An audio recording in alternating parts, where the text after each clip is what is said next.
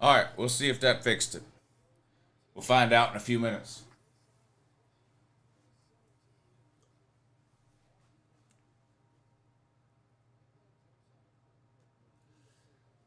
We'll see if that fixed it.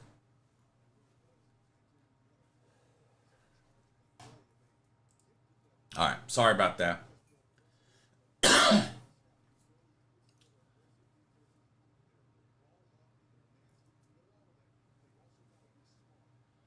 Second and 6 now for Oregon State in the red zone.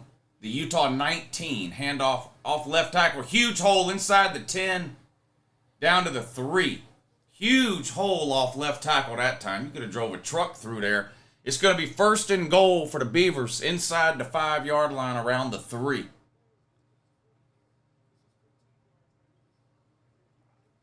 Did NC State just pick that thing off in the end zone? I mean, the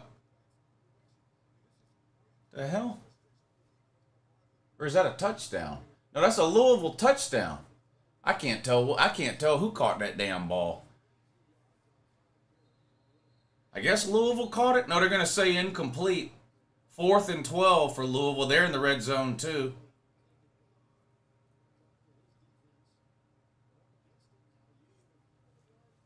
Yeah, sorry about that from earlier. I don't know. OBS just kept giving me some error message, and anytime that happens, the stream starts buffering. And OBS is a great program, but the thing about it is, while you're streaming, you can't make any changes to it. Like, if you want to change something to try to fix a problem, whatever it is, you can't make any changes to it while you're streaming. So you end up having to just shut everything down and start again. I mean, the Louisville man's feet definitely came down in bounds. So I don't know if they're just saying he didn't have the ball or what the case is here. That looks like a... That's a catch, isn't it, in the Louisville game? Are y'all watching the Louisville game? That looks like a catch to me. That looks like a catch to me.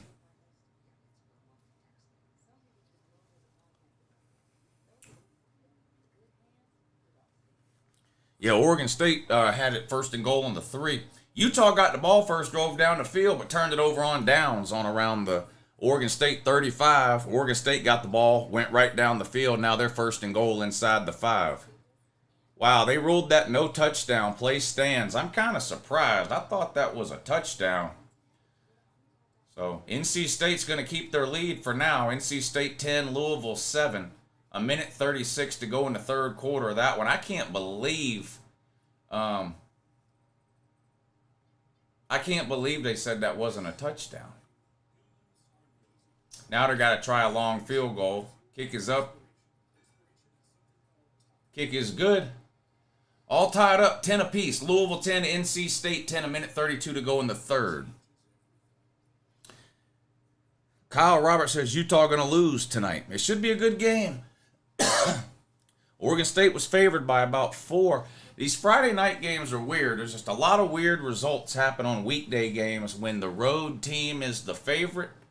It just seems like they lose way more often on these weekday games. The graphics on your stream are too distracting and over the top. Yeah, you might as well click off. This is the most basic. The only graphic on the stream is a scoreboard and text. You might as well click off. I don't know if it's giving you a seizure or what. Huh? Have fun. Be careful. Maybe this will make it better. Oregon State just scored. Tell me if this makes it better. Does this make it better?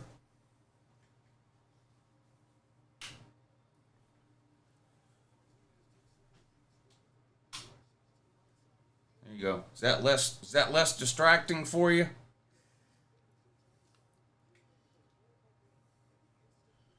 There you go. Have a great day. Huh? That's it, yeah. All right, be careful.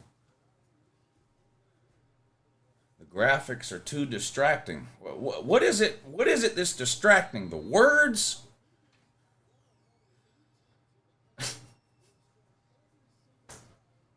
Graphics are too distracting.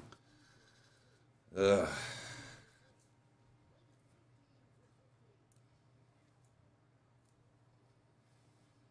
David M. LaFleur says, help me, I'm poor. What do you need, David? Tell me what you need, buddy. What do you need?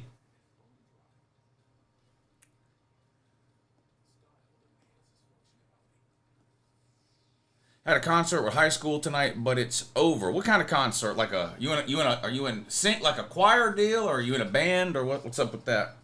Augusta, Georgia handyman says, oh my God, I'm having a seizure. Uh-oh. Yeah, well, you better log off for a few minutes. Come back in a little bit, too.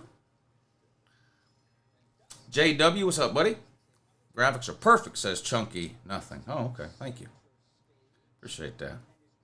Those lines that go around you and the lines that go around the scoreboard. What about them? That bothers you? Oh, man.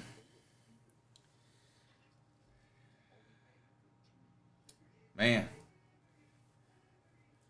That all in for Yah says the lines that go around the boxes are distracting. Man. You know, it's my life's mission, and obviously I'm failing here, but it's my life's mission to please everybody in the chat. That's my goal.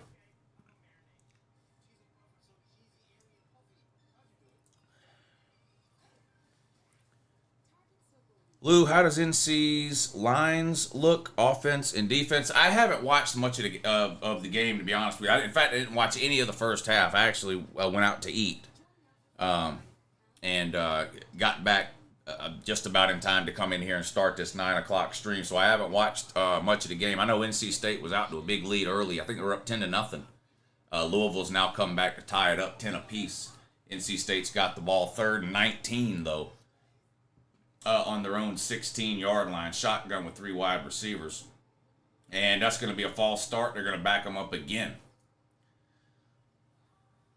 3rd and 24 now.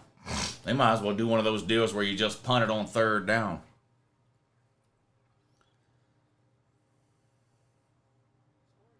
The blue background is distracting. Oh, that's no problem.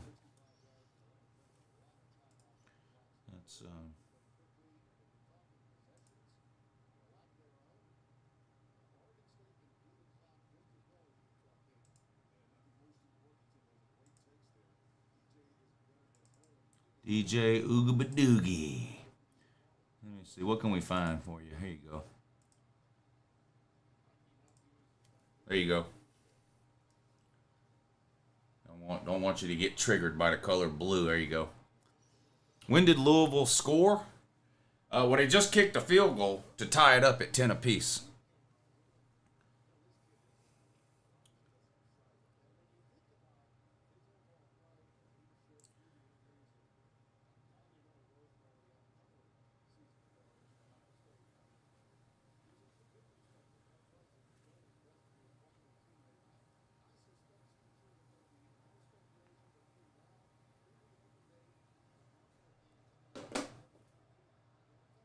EIR friend says, great channel, Lou. Thank you. Thank you. Thank you. Thank you. I appreciate that. I like that. No complaint. Just, hey, Lou, appreciate what you do. I appreciate you, too. In fact, I appreciate all of you. Even the comment Karens who can't be pleased. I appreciate everybody that's ever clicked on an Uncle Lou video.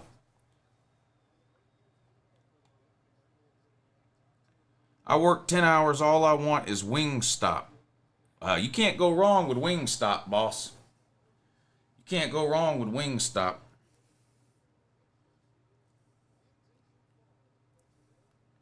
Your background should be Georgia red. Come on, man.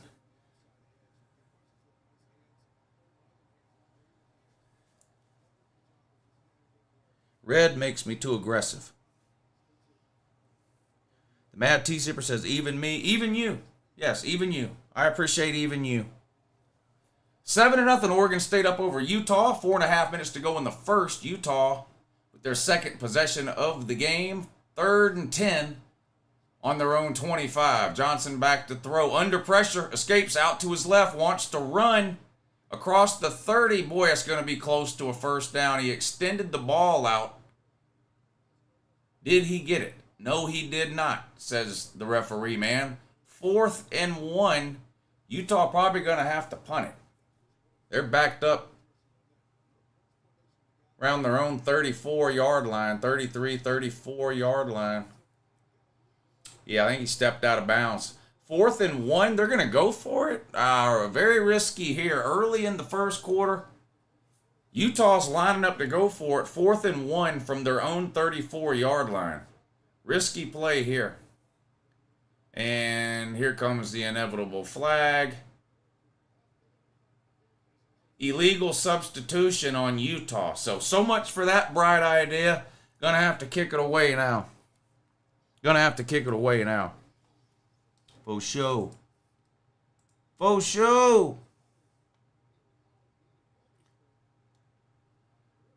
about puke green?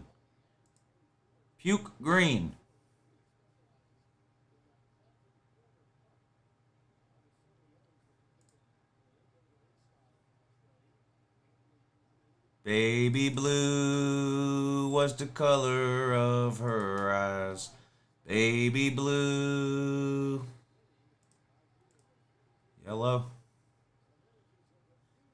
Gotta be honest with you. I'm starting to think there was a reason I had it blue to begin with. Not that color blue, though. This color blue. Yeah, let's just stick with that. And hopefully a few people will complain. JJ is Ohio State's daddy. JJ McCarthy? Yeah, what is he, 2-0? People are really crying over your color scheme. Wow.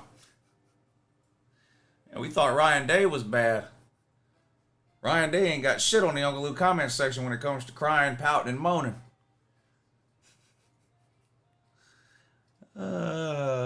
Lou, have you been to a Braves game at Truist Park? Yeah, I took my son to a game a few years ago.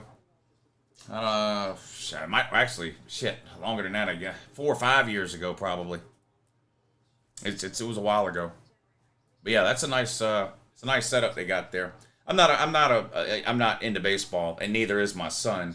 But you have to take your son to a baseball game, so I did.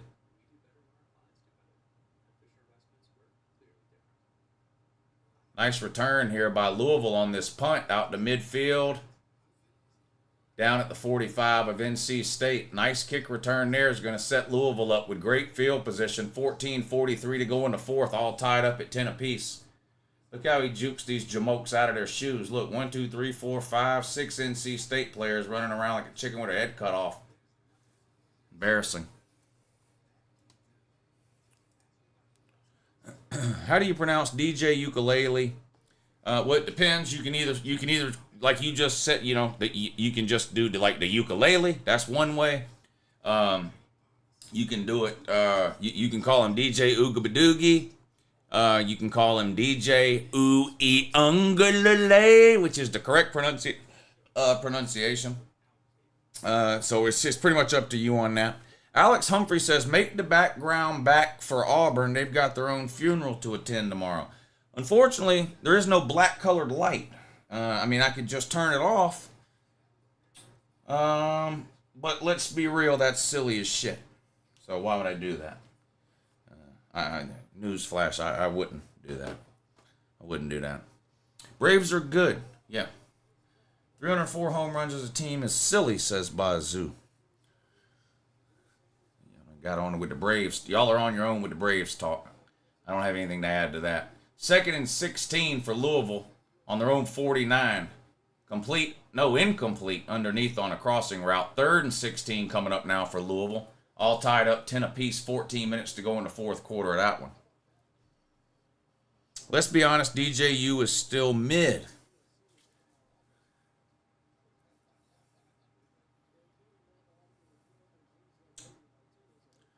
First and 10 for Oregon State. They pick up about a yard on the ground. 2nd and 9 coming up now for Oregon State.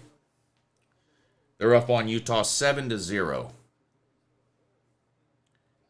Is Auburn doing an orange out? No, they don't do that stupid ass gimmicky shit like Tennessee does. Big play by Louisville.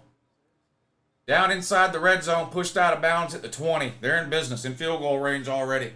2nd and 9, Oregon State back to throw. Complete on a deep crossing route up near midfield.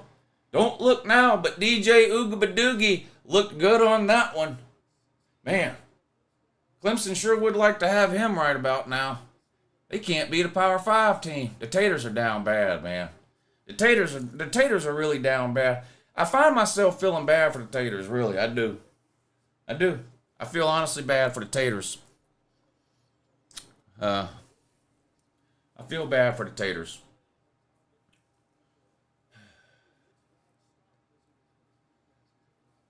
Incomplete pass into the end zone for Louisville, but it's going to be pass interference called on the play. Oregon State just took a loss on that one. 2nd and long coming up for Oregon State. It's going to be 1st and 10 for Louisville. Pass interference in the end zone against NC State on that one. Hey, Lou, how do you say DJ's last name? UTES.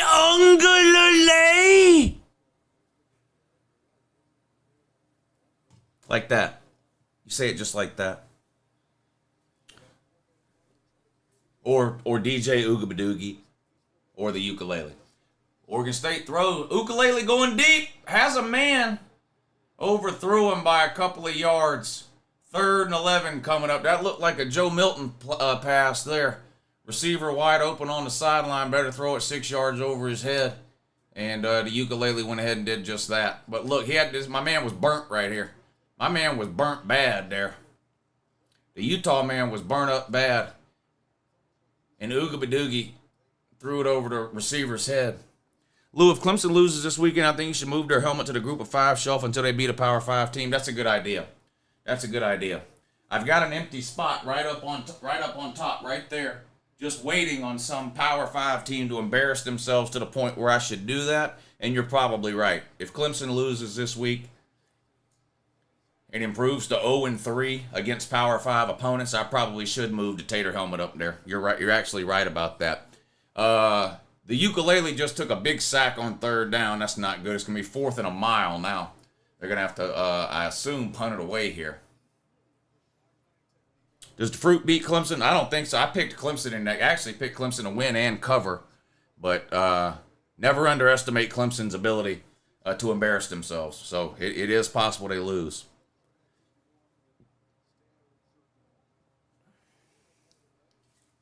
Hopefully their stats are good if they lose to the Fruit. Well, of course their stats are going to be good if they lose. Punt caught on the 15, tackled right away for absolutely no gain. 32 seconds to go in the first quarter. Oregon State 7, Utah 0. Utah is going to have the ball back 1st and 10 on their own 15. Lou, is who a better 2-2 team, South Carolina or Clemson? Well, right now I'd have to go with South Carolina. Right now. Clemson's just been an utter disappointment and failure this year. You know, it is what it is. South Carolina's got much better quarterback play, too. Lou, do you think DJ still has nightmares from the 21 Georgia game? He's probably over that by now. I mean, now that he's 5,000 miles away, or however many miles it is from here to Oregon, he's probably just about to put that out of his mind by now, but it definitely haunted him last season. Looking forward to watching the Dogs destroying Auburn tomorrow, says Pastor Dave.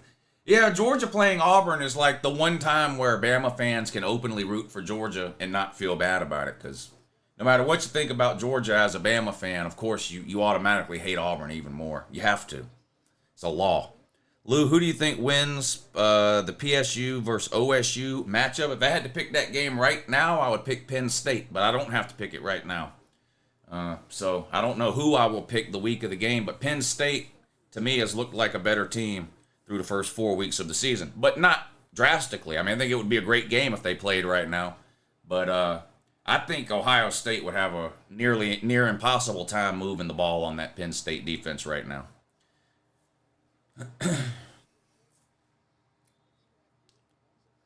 First and 10. Was that pass incomplete or what? Yeah, second and 10 coming up now. Utah has the ball down 7. Yeah,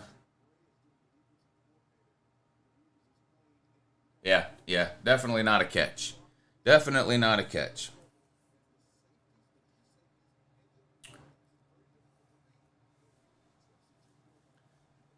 Looks like a touchdown for NC State, or is that an interception? Well, I know an NC State player caught it in the end zone. Yeah, it was an interception first. So Louisville throws an interception into the end zone. What a disaster. A field goal would have given them a lead, all tied up at 10 apiece. Man, you can't turn. That's Jalen Mildew shit there. Throwing interceptions into the end zone. That's Jalen Mildew shit. Louisville blows an opportunity there. NC State's got the ball. 2nd and 9 now on their own 19 following that Louisville turnover. Also, Lou, another idea is keep the mustard on the Tennessee helmet until they beat Florida, Georgia, or Alabama on the road. Well, the mustard is not on the Tennessee helmet as a punishment. Tennessee fans actually asked me to put it on there and leave it on there. So that's what I'm doing. Tennessee fans, because if you remember, I took the mustard down and then they lost to Florida. So Tennessee fans want me to leave the mustard on the helmet. They say it's good luck. So I'm just here to help. I'm just here to help. And when the Tennessee man asks, Uncle Lou will deliver. They asked me to put it on there, so there it is. There it is. Oklahoma man, I'm sure it's empty. Is Cam Rising back? You mean like Texas? Or like is he playing? No, he's not playing. He's not playing. What are your thoughts on Joe Exotic getting his panties in a wad over Jordan Travis making Tiger King shirts?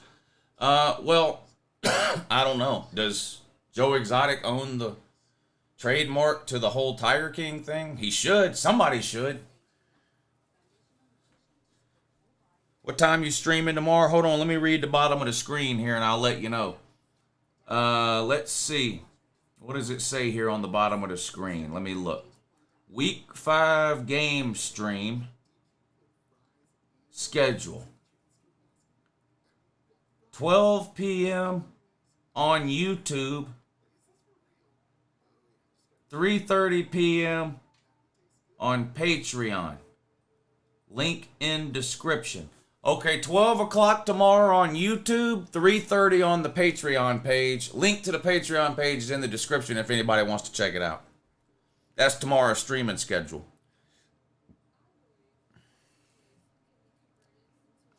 Do you think Jaden Daniels will have a big game against Ole Miss like he did last year? I don't know about all that, but I think LSU wins big. I think LSU will beat Ole Miss, and I don't think it will be particularly close.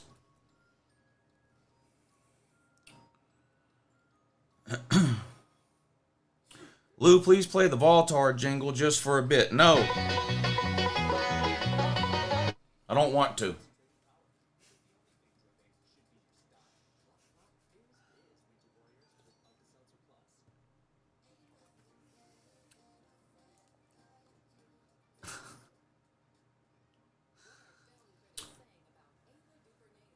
Lou, who's your godfather and what position did he play on the 1972 Dogs team? I don't know if that's a troll attempt or something or a joke that's going over my head. In either case, pepper jack cheese. You just put the jinx on LSU. Thanks. Yeah, you're welcome. Games are decided by what I say on YouTube. I can't believe you're the first person that's figured that out. Lou, who do you think looks to have the best defense in the country right now? Hard to say through 3 or 4 weeks of the season because the schedules are so uneven in the non-con. I mean, they're not exactly even once teams get to conference play either, but you start to have a better idea once teams are at least all playing Power 5 opponents. But some teams with really good defenses, Alabama and Georgia, I think have the best defenses in the SEC. I think Florida's got a good defense too, not as good as Georgia and Bama's though. I think Ohio State's defenses look good. Penn State's defenses look good. Michigan's defenses look good.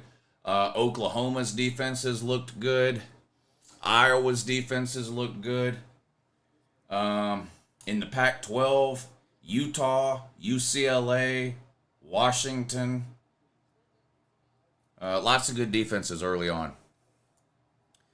Yeah, Iowa.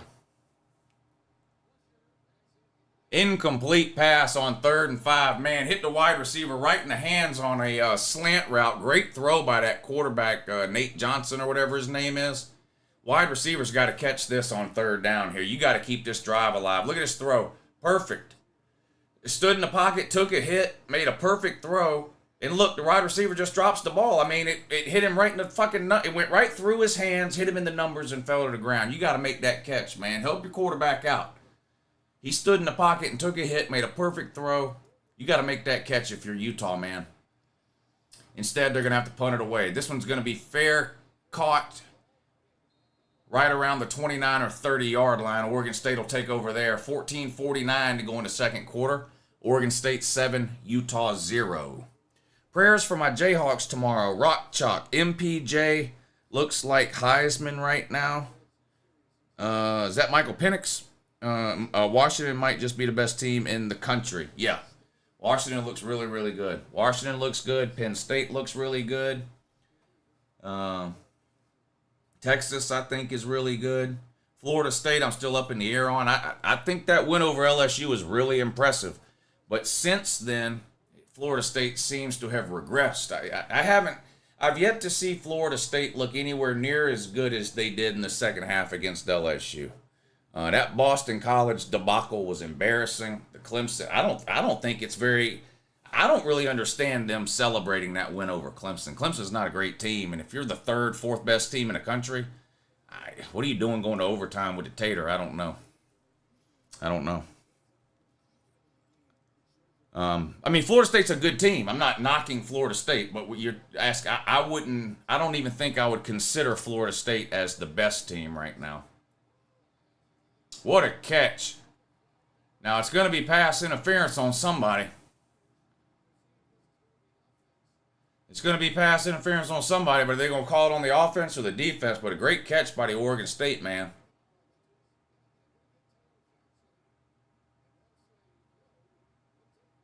I think they're going to call it on the defense, so they'll wave that off. Take the play instead. Little out and up. What a catch. What a catch. Falling down. Look at that.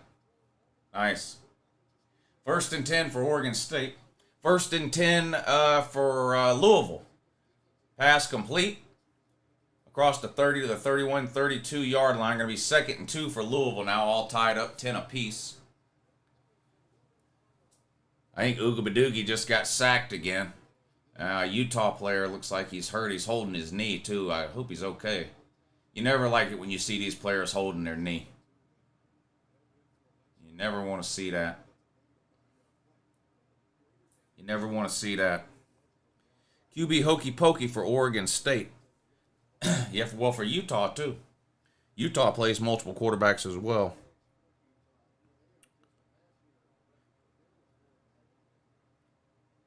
My vote for best teams per Power 5 conference. Michigan, Georgia, Washington, Texas, Florida State. Yeah, hard to argue against the Michigan thing. Of course, Penn State and Ohio State look good, too. Georgia, yeah. I think Georgia right now is a pretty clear and obvious answer in the SEC.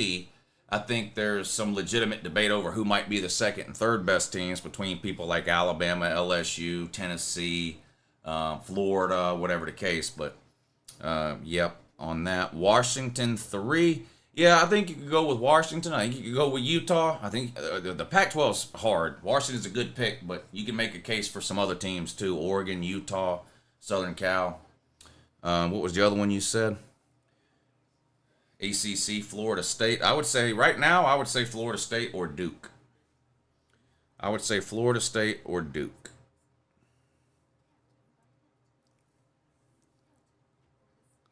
When the new NCAA football game comes out, how much are you going to play it? I don't know. A lot, I guess. I'll probably stream it a lot too. As a Michigan alum, we're beginning to make a lot of assumptions regarding how good they really are. Els King says, I gotta work by 6, man. I hate working. You hate working? Well, you gotta find you a job you don't hate so much, man. What is the best Mountain West team? Is it Clemson? I don't know.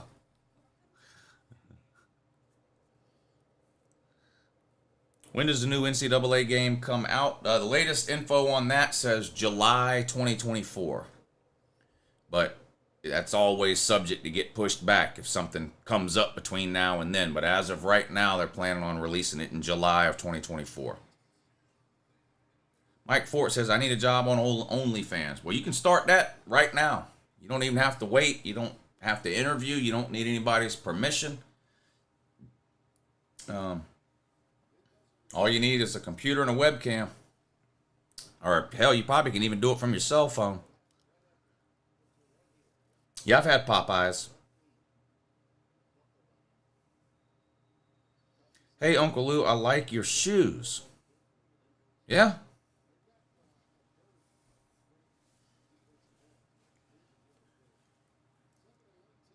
You like those?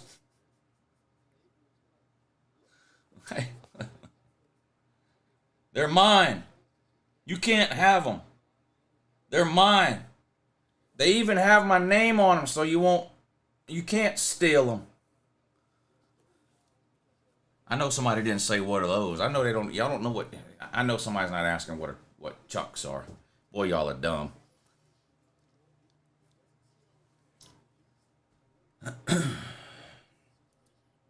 Boy, you're making big fools of yourself with the what are those on them shoes there. 3rd and 14 for Louisville. Uh-oh, going deep. Caught! Way down in the NC State territory, down around the 30 or 35.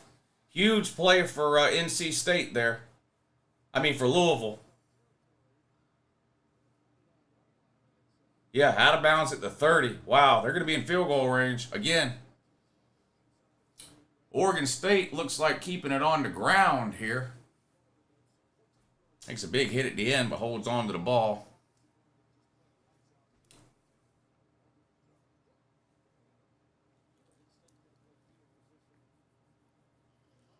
Lou, who's the greatest college QB ever? Oh, I don't know about ever. I don't know. I have no idea.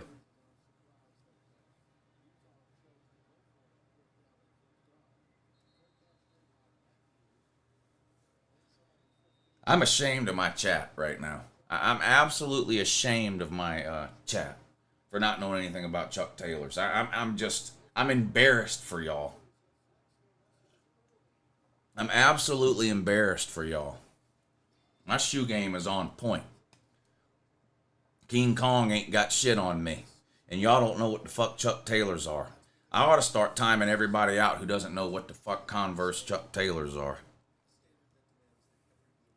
I just ought to start timing everybody out who doesn't know what the fuck Chuck Taylors are. Boy, y'all are dumb. Boy, y'all are dumb.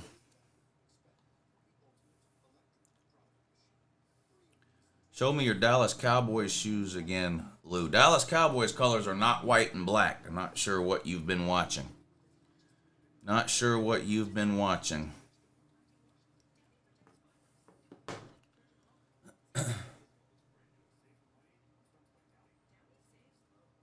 I'm a Nike guy, but Converse are good too. What, like you only wear Nike? That's it? Broaden your horizons, man. What are you doing?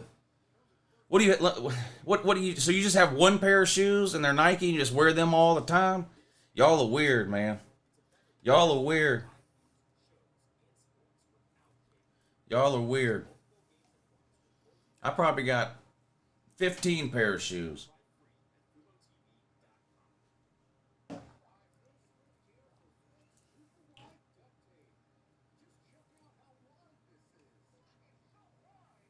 You're an Adidas guy? I do not have a pair of Adidas right now. I don't currently have a pair of Adidas. I'm 42. I only wear Velcro New Balance now. Wow. Yeah, don't admit that. Don't admit that. What's up, Blue? Go Hogs. We don't play well against A&M tomorrow. I'm out on Pittman. Uh-oh. Not the Fire Sam Pittman routine. Got some blue and white New Balance. I don't have any New Balance, no. That's from a Vine about ugly shoes. Hashtag boomer. What are you talking about? What are those? Yeah, I know it is. I know what I know what the what are those meme is. The fact that people would say that about Chuck Taylor's is alarming and shows ignorance. A lot of it. Ohio State fans wear Lonzo Ball shoes. I didn't even know they had Lonzo Ball shoes. 3rd and 16 for Louisville on the NC State 36-yard line. They need to gain some yardage here to try to kick a field goal. Quarterback steps up in the pocket. Man, I don't know about that. You got to pick up. I mean, you don't have to have a first down there. Pick up 4, 5, 6 yards. Make the field goal easier. Now you can't even kick a fucking field goal from. I don't understand that. 3rd and 16 from like the 36, 37-yard line. Why not just try to pick up 5 or 6 yards so you can kick a field goal? They're going to try a long one now, but man, that was a bad play call. This is going to be a 54-yarder. Instead of going for a first down there on 3rd and 16, just get yourself 6, 7, 8 yards. Kick is up. Looks good. If it's long enough, and it is. Louisville has come all the way back to take the lead now. Louisville 13, NC State 10. 5.5 minutes to go in the fourth. Well, that was a bomb there from about 55 yards. Would have been good from 60. Arkansas been on a run of bad coaches like Auburn has, says Ghetto Streamlabs. I don't think Pittman's a bad coach. I think you get Arkansas to an 8-9 win season, you've done something.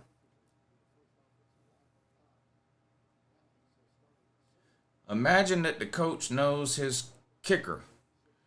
Well, yeah, but still, even if you know your kicker can probably make a 55-yarder on 3rd and 16, you still would try to pick up 5, 6 yards to make it easier on him.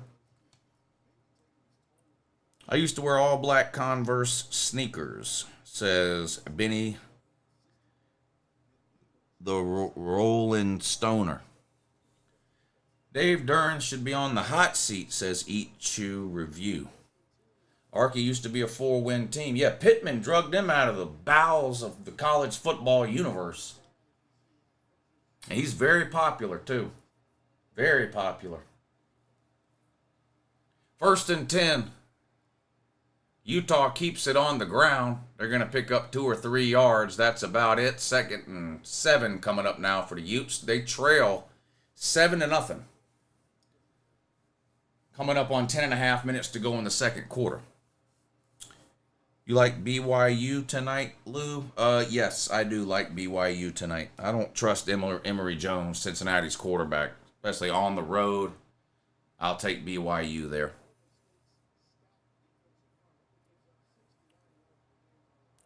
Utes need a better strength and conditioning coach, says Scottish.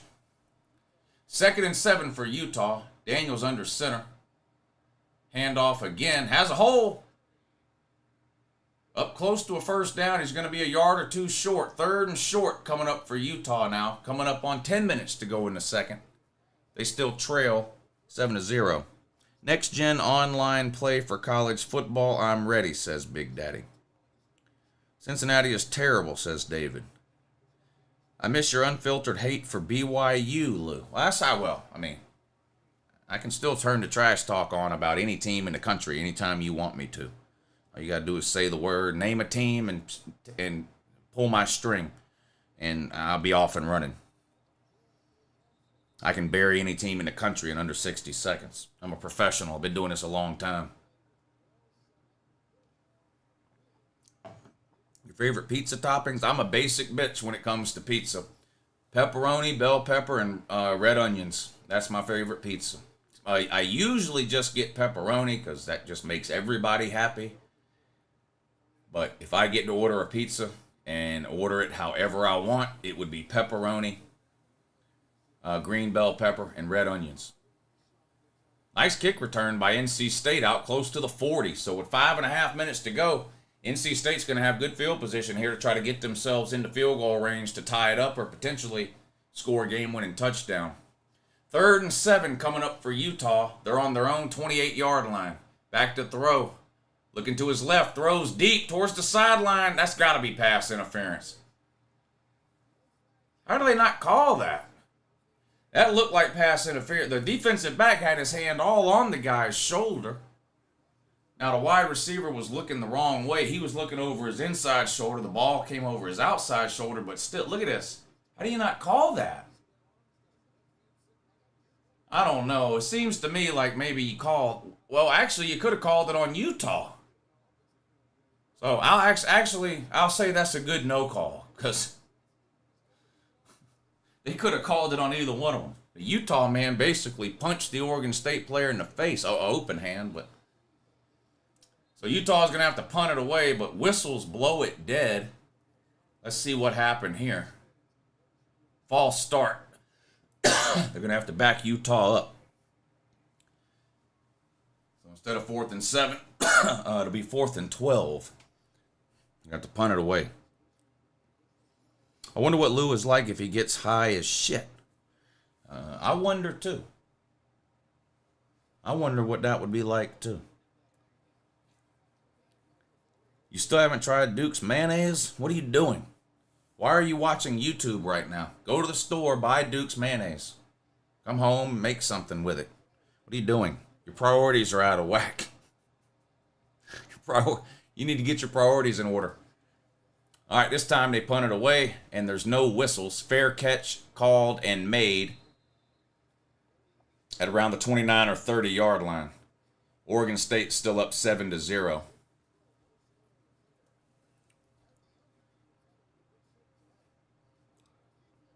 Do you think Octavian gonna feel? How do you think Octavian gonna feel when Florida loses? Well, he'll be devastated, just like he was when they got blown out by Utah. But he won't disappear. That I know. I know for a fact he won't disappear.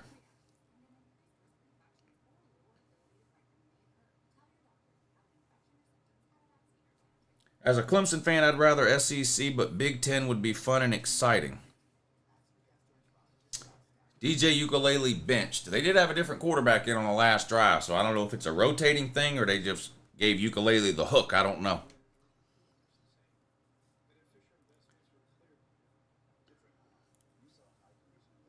Losing by 13 isn't getting blown out. Who? What? Who are you talking about?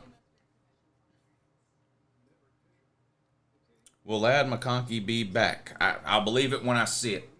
I'll believe it when I see it. Anything Kirby Smart says about injuries is a lie, so you can't listen to anything Georgia says about injured players. The only way to know if a guy is going to play is to actually see him play with your own eyes. That's the only way to know. Other than that, you can't believe anything UJ says about injuries. My guess is that Ladd McConkey's not playing until December because that's what always happens.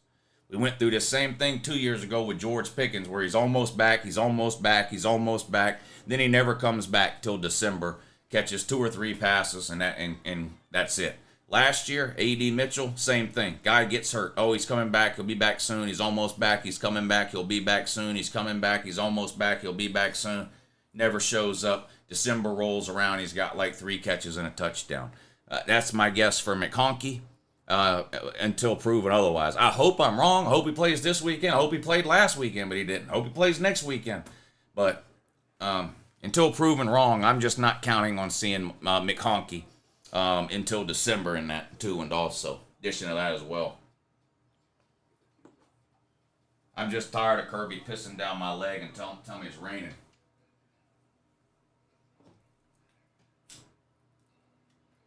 I'm like, no, that's literally piss. It's not rain. Stop telling me that. Stop telling me that.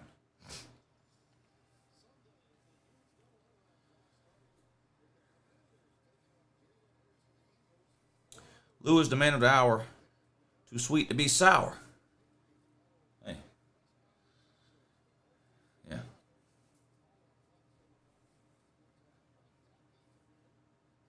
Hey Lou, do you think Ladd will play? Oh man, come on, man. Just ask that. All right, Oregon State with the ball on their own 30-yard line. They're going to hand it off. Finds a little crease, picks up about 4 or 5 yards on first down. 2nd and 5 coming up now for Oregon State. They're up 7-0. 8:45 to go until halftime. Mustard is where it's at. Yeah. Yep, I like mustard. When are you making more nursery rhymes? We need more. I'll work on some more nursery rhymes tomorrow during the games. I'll work on some more nursery. We'll see how the games go tomorrow. Maybe I'll make some nursery rhymes about whatever teams happen to be embarrassing themselves tomorrow. Miami must keep Xavier Restrepo safe at all costs. He's one of my favorite players to watch this season in all of college football. He's a lot of fun to watch. I have to admit, I didn't know that much about him until that Texas A&M game. But he's a lot of fun to watch. I really like him.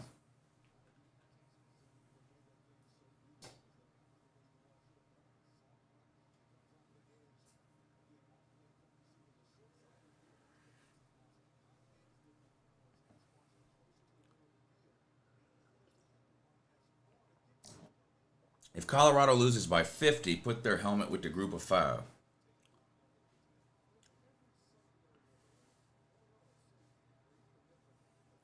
Lou is the jersey inspiration of MJ? No, this was my 23 was always my number when I played football. Not because of MJ. I mean, back when I played football, you didn't pick your number. They just gave you one. And that was just the number that I got. Did you agree with Auburn firing Goose Malzoon? Well, I don't blame them. No, I don't blame them.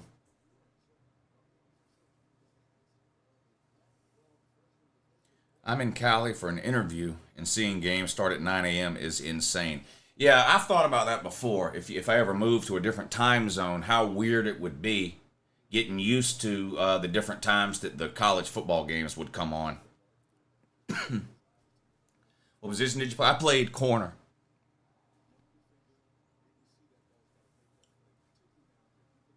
Louisville still up 13-10. 3.5 minutes to go in the fourth quarter.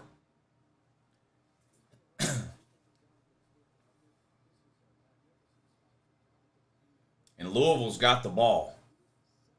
2nd and 5. The clock is running. NC State's got all 3 timeouts. They're not using any of them yet. Louisville's got the ball on their own 27-yard line. 2nd and 5, coming up on 3 minutes to go now. Handoff. Not much room. Picks up a couple of yards. It's going to be 3rd and 3 now. Oregon State just punted it away, so goes out of bounds around the 36 or 37, I think.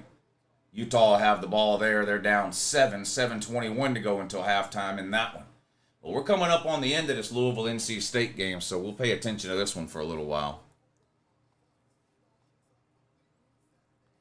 They got a scoop and score, fumble in one game, then miss the extra point. Not sure what that's about. Louisville has Notre Dame next week. LOL, they're screwed. I played softball last night, and Brandon Boykins was on the other team. Good guy and still a great athlete. He was a great athlete. Defensive back, kick returner. Think he played a little bit of wide receiver, too, at Georgia. Not much. Nothing like what Travis Hunter does. But I think he played a little bit of offense, if I remember right. He was a hell of an athlete.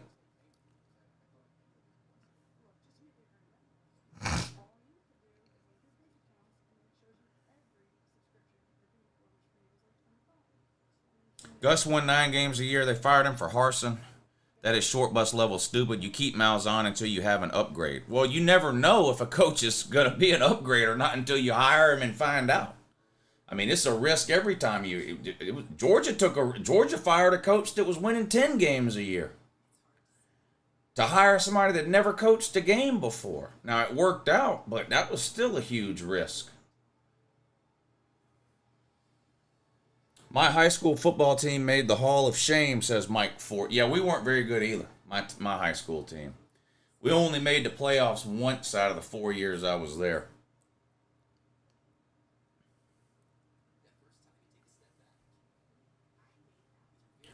Headed to Oxford for the LSU game. Go Tigers. Oh, okay. You gonna tailgate at the Grove in that, huh? Oh no, did NC State just run into the punter?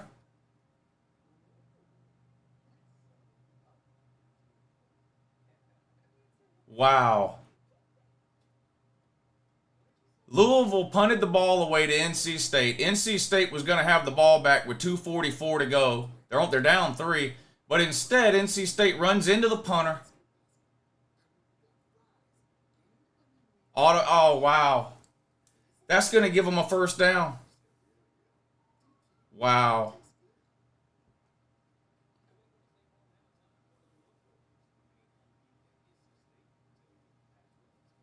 What a bad penalty. Well, he was kind of pushed, though. He was pushed a little.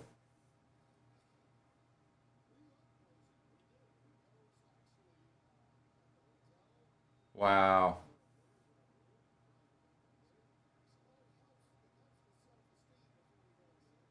Wow. All right, 1st and 10 for Utah. They're down 7. Johnson back to throw. Looks like he wants to go deep. Now he's going to take off, try to run. Not much room, only picks up 2 yards. Must have been good coverage downfield. 2nd and 8 coming up for Utah. I mean, he was definitely pushed. The NC State man was definitely pushed. But for whatever reason, I guess they're not even going to look at it, or, I mean, I don't know. They keep showing the replay over and over again. He was definitely pushed. It's not like he just ran straight into the punter. He was pushed, but doesn't matter. First down, Louisville. Now here's a big play by Oregon State. Up across the 35 to the 37, 38 yard line. Wow, that was a huge penalty there. A huge penalty there on NC State. That's probably going to put this one out of reach. Another flag comes in. There's 2:42 to go. NC State's only got 2 timeouts left, and it's first down. If they force a 3 and out, they could get the ball back. False start there on Louisville. That's going to back them up. They can still get the ball back if they force a 3 and out, but there ain't going to be much time left even if they do. Each team has 10 penalties in this game. Sloppy football here. 2nd down coming up for Utah. 5:45 to go in the 2nd quarter.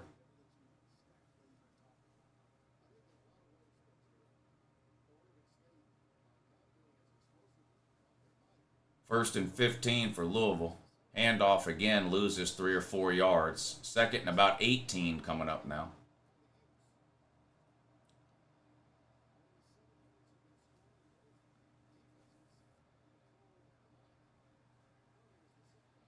Utah quarterback running for his life again.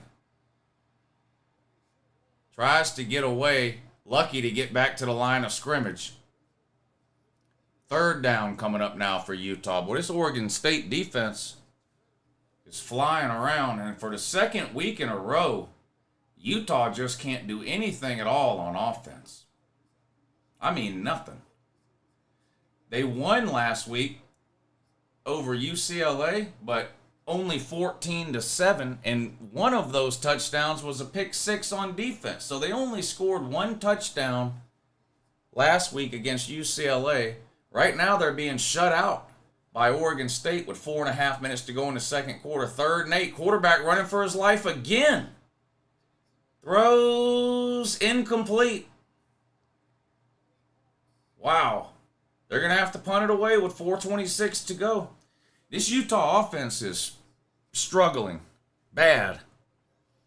Real bad. It's alarming, to be honest.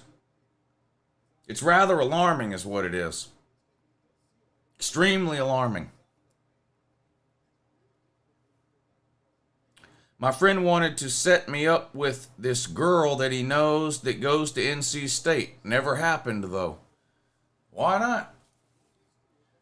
Here comes the punt for Utah.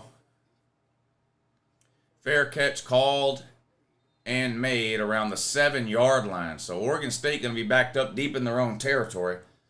But they're up 7-0. Hey Lou, you ever run across Matt Be Great's channel? Any thoughts on him? A couple of people have asked me about him. I don't watch people who when I can't see them. I don't. Nothing against him. I'm sure it's a great channel, but he's one of these people that just puts up a bunch of pictures and videos and talks in the background. That just doesn't interest me. Doesn't interest me. Utah needs Cam Rising back. They need something. Their offense has been putrid the last 2 weeks. None of his info is true. Not sure who he's talking about there.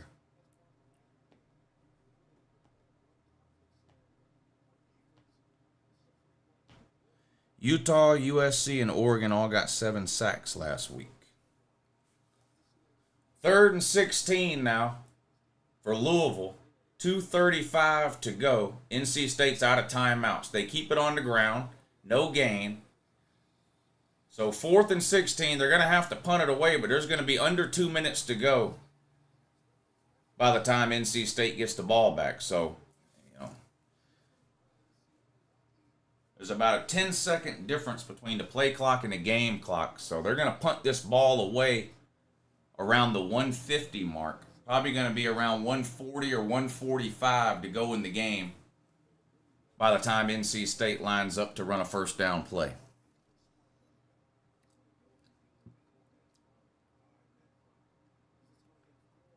I've watched Funny Man for years, by force, since my aunt is a Bama fan. Yeah, he's pretty funny. Well, he's a stand-up comedian. That's like what he does for a living. 3rd and 8. Huge play for Oregon State down the sideline.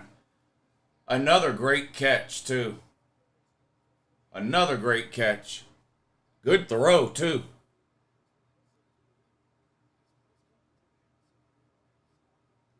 Great throw. Put it where only the receiver could catch it, and he went up and made a play. Handoff on 1st and 10, but they blow it dead. Whistles everywhere. Flags coming in. Is that Ooga Badoogie back in at quarterback?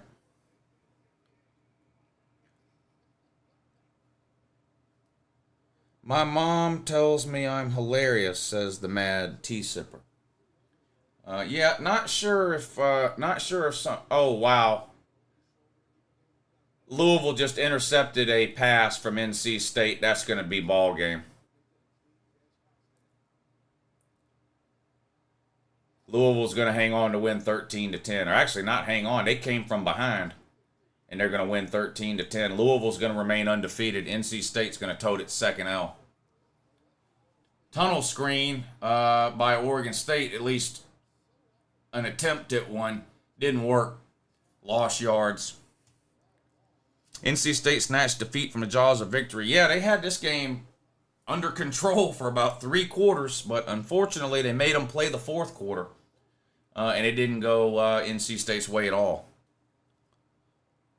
Announcers were just talking about NC's QB having a bunch of 4th quarter comebacks. Yeah, well, that wasn't one of them. That wasn't one of them. 2nd and 17 for Oregon State. They're up 7-0. Under a minute and a half to go till halftime. Quick throw this time. Caught right at midfield. Tackled immediately out of bounds. Short gain on the play. 3rd down coming up for Oregon State now.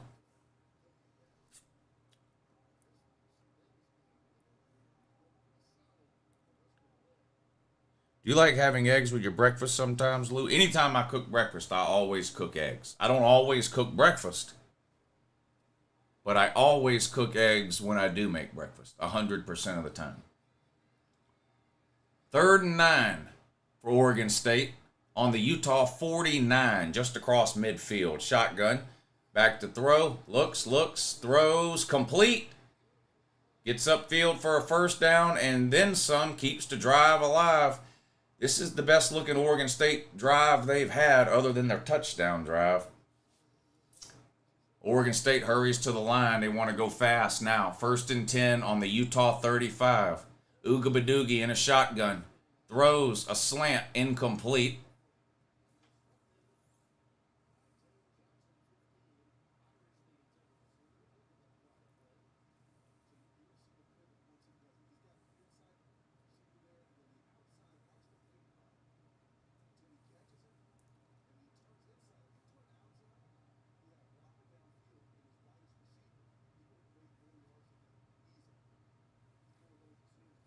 1:02 to go now in the second quarter. 2nd and 10 for Oregon State. UTES in a shotgun. Back to throw. Scrambles out to his right, has to throw it away. Nowhere to go with the ball. 3rd and 10 coming up now for the Leave It to Beavs.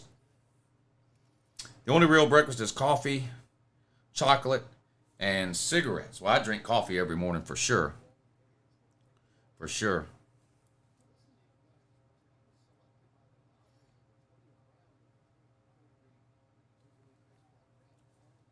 Third and 10. The BYU game just started. They're hosting Cincinnati, a Big 12 matchup. That's right, Cincinnati at BYU, a Big 12 matchup. Here we go, 3rd and 10 for Oregon State. They're on the Utah 35. Ugabadoogie throws. Wow. What are these receivers doing? I mean, that ball pretty much could have got stuck in the guy's face mask. He threw it right at. How do you not catch that? What are you doing, man? The guy's, his hands are like a basketball hoop.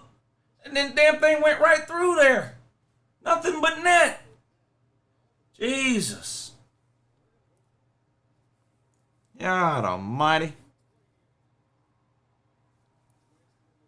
They're going to go for it on 4th and 5. Why not? Utah ain't got no offense anyway. You might as well go for it. It's not like Utah can do anything even if they get the ball. Does Utah even have a first down in this game? No. Ugabadoogie punched the ball. So they lined up like they were going to go for it, but Ugabadoogie punched the ball. It goes into the end zone for a touchback. So Utah will have the ball with 47 seconds to go until halftime on a touchback here. Yeah, Ugabadoogie, DJ UNCLELOHERE. UNCLELOHERE. Yeah, the ukulele. Ugabadoogie. Yep, Ugabadoogie.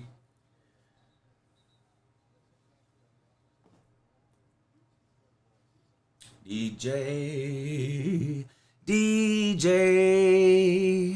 Ooey-badoogie. Tailgate meal tomorrow. We're actually making a dinner tomorrow, so we're going to do some baked pork chops with collard greens and French fries for dinner. And then we also have mozzarella sticks and jalapeno poppers to snack on.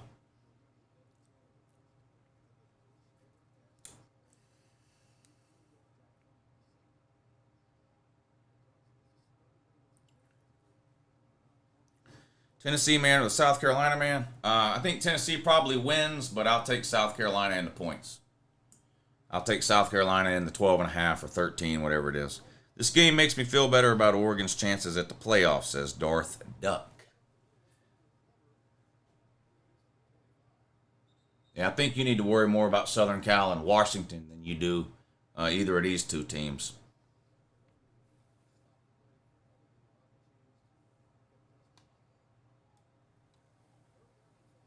Pork chops, greens, and French fries. Yeah. I'm making gator tail chili tomorrow night, says Crazy Weather Dude. Washington going to eat some duck. Washington looks like a problem for anybody that plays them right now. To me. Baked chops with apple pie filling and some stove top on top, says Oklahoma man. That sounds good. I love pork chops. I mean, I guess steak is probably still my favorite, like, you know, just meat. But I'm not going to lie, pork chops is a close second. It's got to be a bone-in pork chop, though. I don't like boneless, thin pork chops. I like big, thick, bone-in pork chops. Boy, those are good. You season them up right, man, they're good.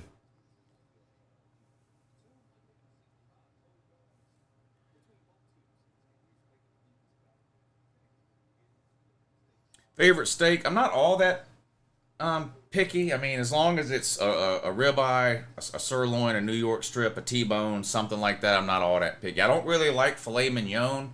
I like fat. a little. I like a little bit of fat in my steak. You know, that gives a lot of the flavor comes from the fat. I don't think I've ever gone to a restaurant and ordered a filet mignon. You know, I'd rather have a ribeye, uh, or something like that.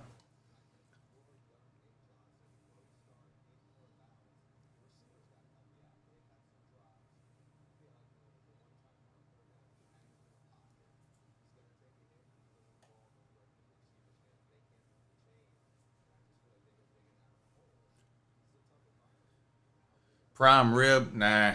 I mean, I like prime rib, but I'd rather have a ribeye. I think. Uncle Lou, you look like Schmoll, that little Jewish boy from The Boy in the Striped Pajamas. Thank you. I guess. I don't know. Ribeye has every nutrient you need. It's more healthy than an apple, says Tactical Matt Foley. Well, maybe. Medium rare. Uh, if I cook it at home, I usually cook it medium rare. If I go to a restaurant, I usually order it medium.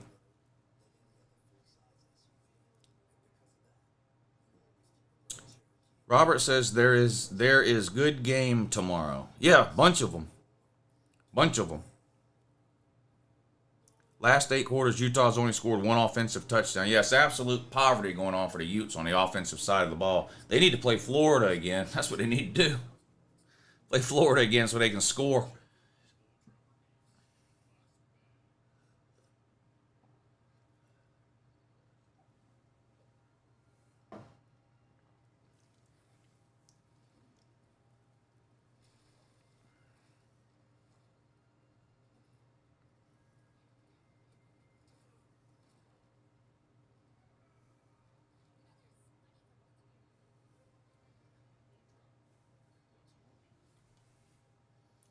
Oh, damn, it's halftime. I didn't even realize it. I didn't even realize it was halftime already. All right, I'm going to take like a 5 minute break. I'm going to take like a 5 minute break, and I'll be back before the start of the third quarter.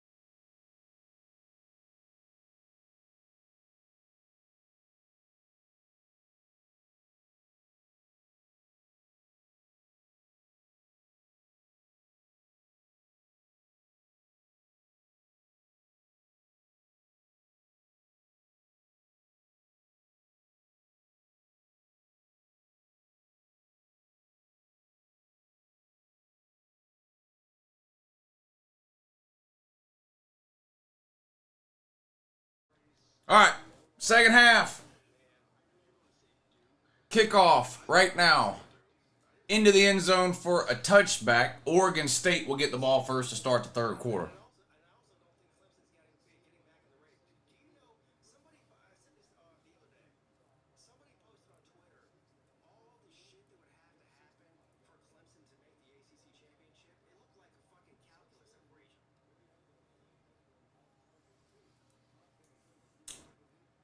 Seven to nothing BYU up on Cincinnati for those of you keeping up with that one. They scored early in that game. Nothing else since then. BYU 7, Cincinnati 0. Third quarter just underway here. Utah and Oregon State. Oregon State scored early. Took a 7 to nothing lead. Been a defensive back and forth struggle since then. First and 10 for Oregon State. Play action pass. Uga Badoogie throws deep. Complete. Across midfield into Utah territory. Play action pass, bootleg, rollout. Hit a man on a corner, deep downfield, gain of about 28. Ran right by his man. Could have been a touchdown if the ball wasn't underthrown. Uga Badoogie was running for his life when he threw that one. First and 10, Oregon State already in Utah territory across midfield to the 47-yard line. Shotgun, Uga Badoogie. He's going to run. Not much room. A couple of yards, and then he's pushed back. Second and about 8. 2 yards on the ground for Uga Badoogie that time. Lou, I need a score prediction for OU Texas. Isn't that game 3 weeks away? 2 or 3 weeks away? Yeah, have to ask me when it gets a lot closer. I kind of want the Taters to go 5-7, says Crazy Weather Dude. I doubt they go 5-7. They're going to lose 3 or 4 games at least, but I don't think they're going 5-7. Second and 8 on the Utah 45. Uga Badoogie in a shotgun. Toss sweep.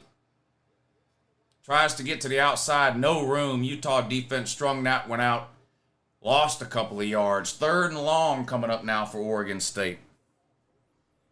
Can someone explain why we call Clemson the Taters? Because they used to be an agricultural school, and I believe the campus was built on an old farm, an old potato farm, or something like that. I don't really know the entire backstory on that. I don't make up these nicknames. A lot of people think I've made up these nicknames. I don't think there's any nicknames that I've made up. People have been calling Alabama the Gumps ever since the movie Forrest Gump came out. People have been calling LSU the Corn Dogs ever since Katy Perry, I think it was, said that the campus smelled like corn dogs. People have been calling Clemson the Taters for decades.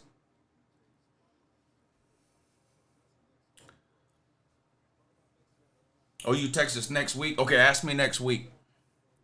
We call LSU the Corn Dogs because they smell like corn dogs. Yeah. I think it was Katy Perry on College Game Day one day.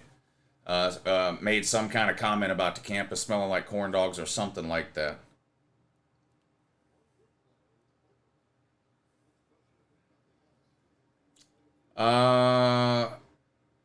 Voltard? Now, I might have made that one up. No, I didn't make that one up. You know what it is? When I came up with that Tennessee super fan that we call General Voltard, when I came up with him, I didn't have a name for him. And we let the comment section one night pick his name. And a bunch of people say, name him this, name him that. And somebody in the comment section said, call him General Voltard. But I might have already been calling Tennessee the Voltards by that point. I don't remember, but I think I might have I don't know if I might not be the first one that ever said the word Voltard, but I didn't get it from anyone else. I don't think. Barners, people have been calling Auburn the Barners forever. Lou, the best college football YouTuber of all time, says Quartz. Well, I don't know about that, but I sure appreciate the compliment, sir. Thank you very much. I'm glad you enjoyed the channel. Chris Lane says, play Florida so you can score. That's mean, Woo. Yeah, well, has Utah scored any points this year at all except against Florida? Not really. If Texas and Notre Dame both lose tomorrow, it's going to be the greatest your season is over video ever. I'm not going to lie. Have a great morning in that, Lou. Thank you, Quartz.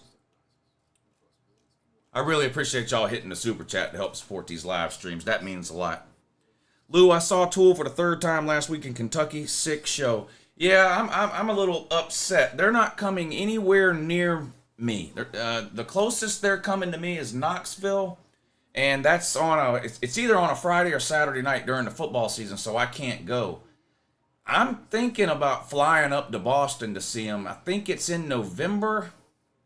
They play on like a Tuesday or a Wednesday night in Boston. And I'm thinking about flying up there to see them. But yeah, I've seen them twice. I'd love to see them again. But they're not coming anywhere within driving distance of me. Well, Knoxville, I guess that's like a 5 or a 6 hour drive, which isn't too bad. But the problem is it's on a weekend, and I can't do it on a weekend because I'll miss work. I'll miss college football.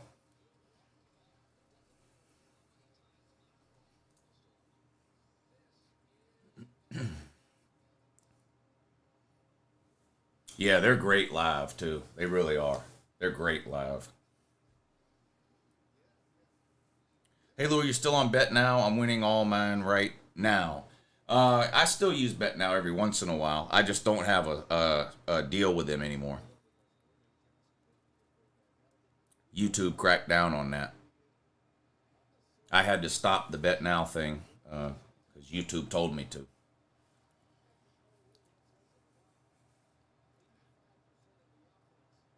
Utah with the ball back now. 1st and 10. Gain of 2 or 3 yards on the ground. Going to be 2nd and 7. Tackled out of bounds. Off right tackle.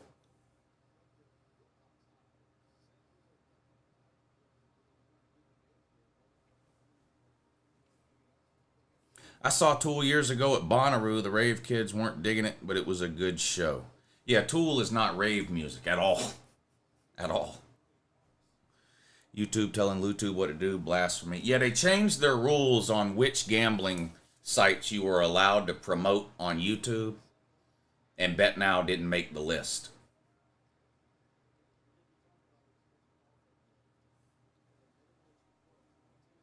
I've worked with DraftKings a few times since then.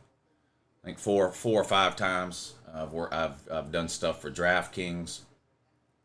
They are basically YouTube has an approved list of sports betting sites that you're allowed to partner with on YouTube, and DraftKings is one of them. So I've done stuff for DraftKings 4 or 5 times, but can't do BetNow anymore. And I hate that too because BetNow treated me really good. They treated me well. They were easy to work with. DraftKings is a pain in the ass to work with. A royal pain in the ass.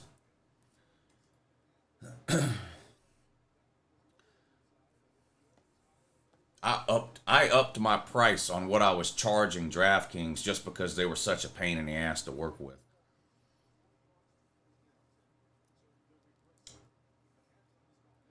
Lou, who do you have winning, Notre Dame or Duke? I took Duke in the points. I think Notre Dame wins a close one, but I took Duke in the points. Utah has to punt it away. What a shock. They went 3 and out. Punt returned up to the 48, so Oregon State's going to have great field position on their own 48 here. Back-to-back punts to start the third quarter.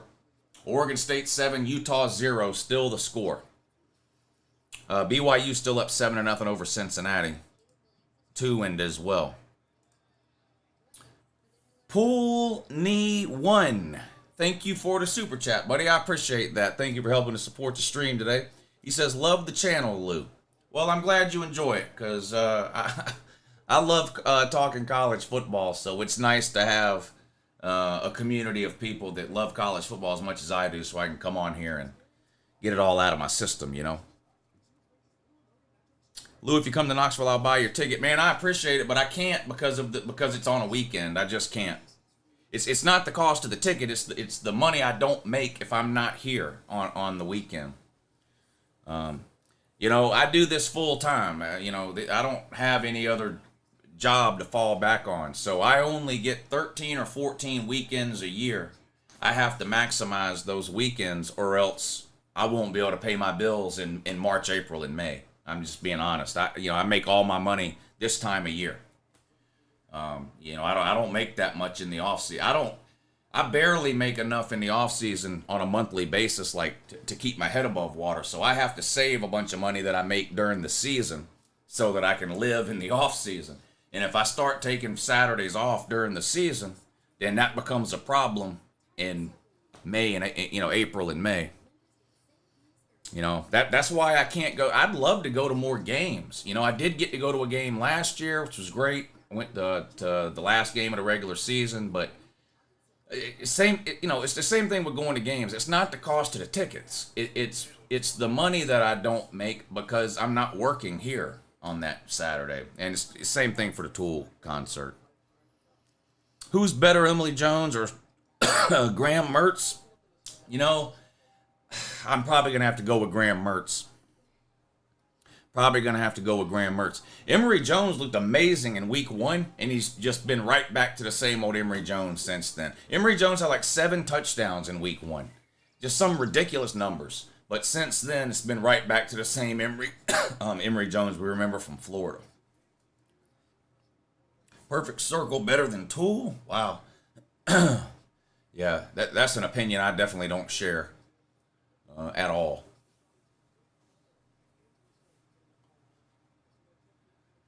Most people who like Tool are going to like Tool better than Pussifer or Perfect Circle, because most people who are big, huge Tool fans aren't big, huge Tool fans because of Maynard. I mean, I like Maynard, but the music is what draws people to Tool, not Maynard. Ooga Badoogie complete. Down to the 25. Oregon State in the red zone.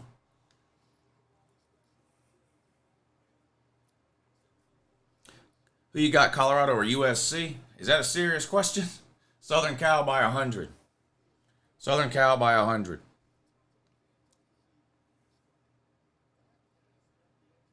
Danny Carey is unbelievable. One of the top, a touchdown Oregon State, untouched into the end zone.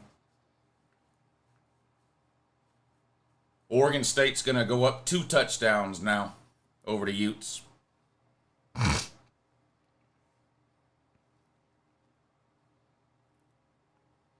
Top 5 Tool songs. This is a Tool channel now.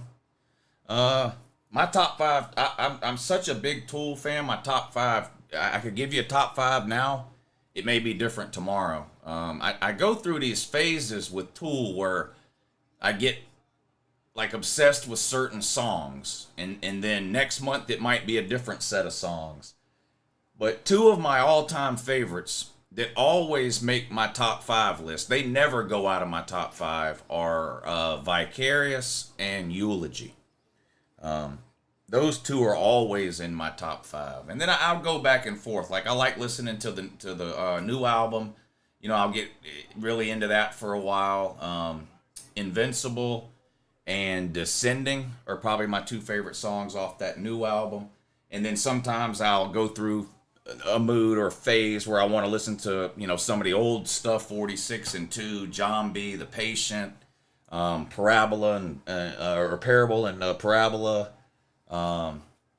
Ticks and Leeches is one of my favorite songs by Tool. But as far as what the top 5 is, it literally changes all the time. But Vicarious and Eulogy are always in the top 5.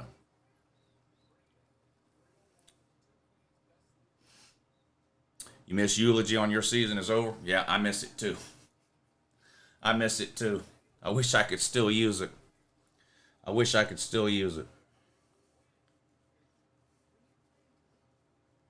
You listen to any rap, Blue? Yeah. Not a lot of new rap. Some new rap, not much, but 90s, early 2000s. The 90s and the early 2000s.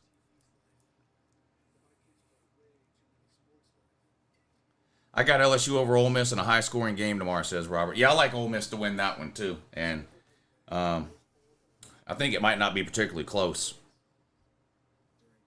Wispy says, Lou, I think we'd be good friends in real life. A lot of us in the comment section would probably be good friends in real life. I mean, I know we argue a lot on here because it's a college football channel and people like to represent their team. But, I mean, we honestly, we all have a lot in common. or we wouldn't be here. We all have a lot in common. We wouldn't be here. I've made some really good friends in my time on YouTube too. I mean, I consider Pigskin Pete one of, if not my best friend.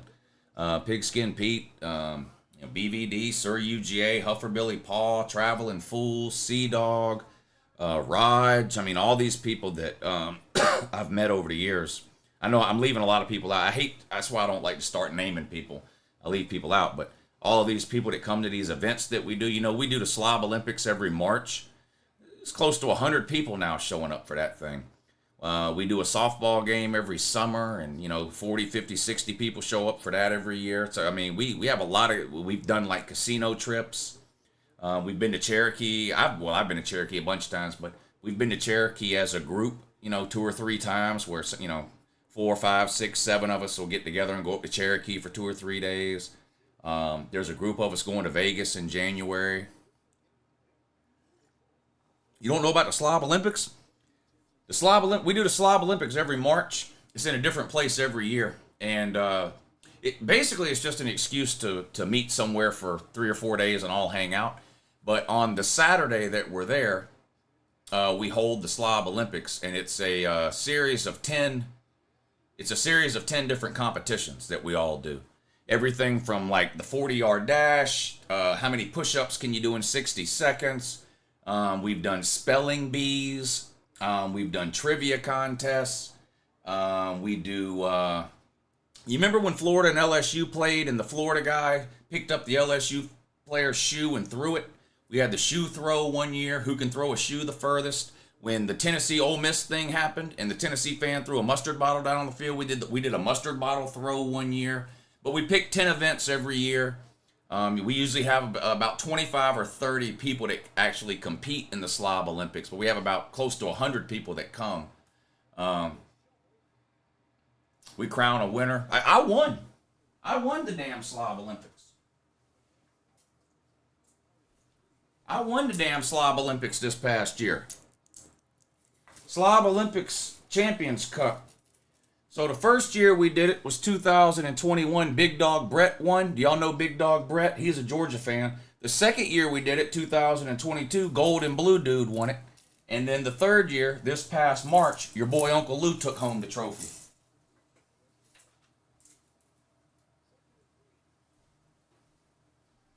That's right. I'm a slob champion.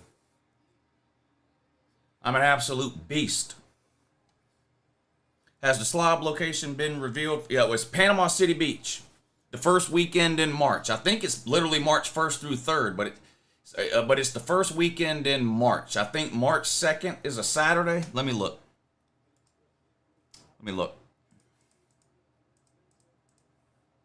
Yeah, so March 1st is on a Friday. So the actual Slob Olympics competition is Saturday, March 2nd.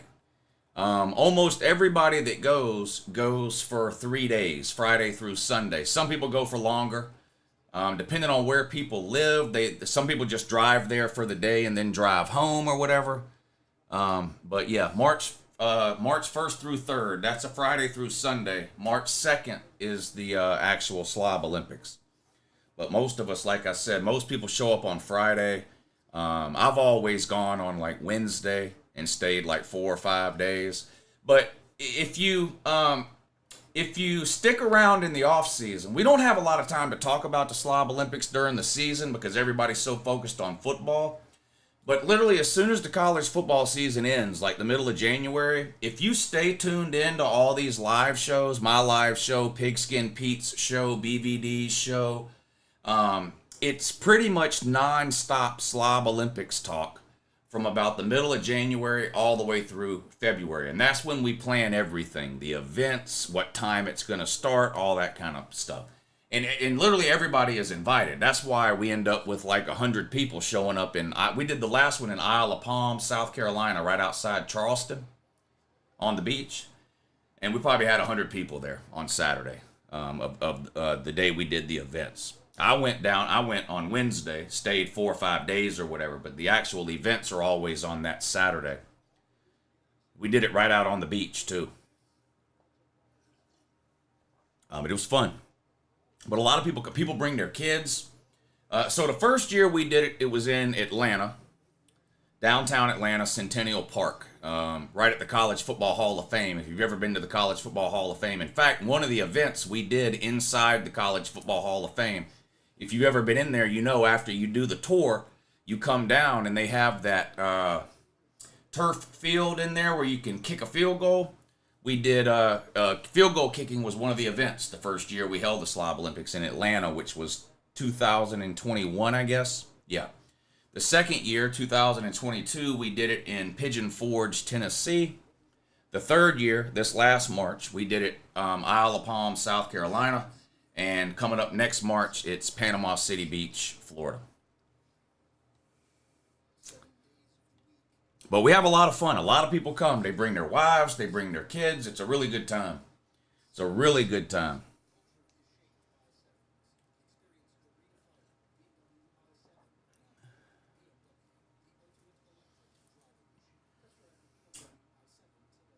$14-0 Oregon State up after that last touchdown. Utah's going to have to find a way to get some kind of offense going. It's been really bad for Utah for going on 2.5 games now where just everything is a struggle for them offensively.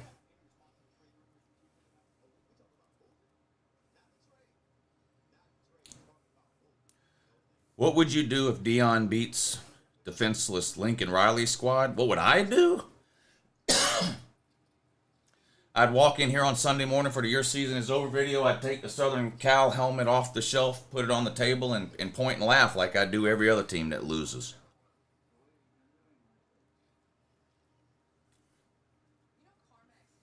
Is Utah like Iowa? Not normally, but they've had a hard time scoring points the last 2 or 3 weeks. I know they have a lot of people out, but I don't know. They look so good against Florida. Since then, I mean, even the week after they beat Florida, they go on the road. They probably should have lost that game to Baylor. I mean, they didn't look good there. And then last week against UCLA, they win 14-7, and UCLA is a decent team, but they only scored one offensive touchdown. They had 14 points, but one of those touchdowns was a pick six. And then goose egg today. Not good offensively for Utah the last few games. Cincinnati scored. So we're all tied up there. Cincinnati 7, BYU 7. 10:59 to go in the second quarter.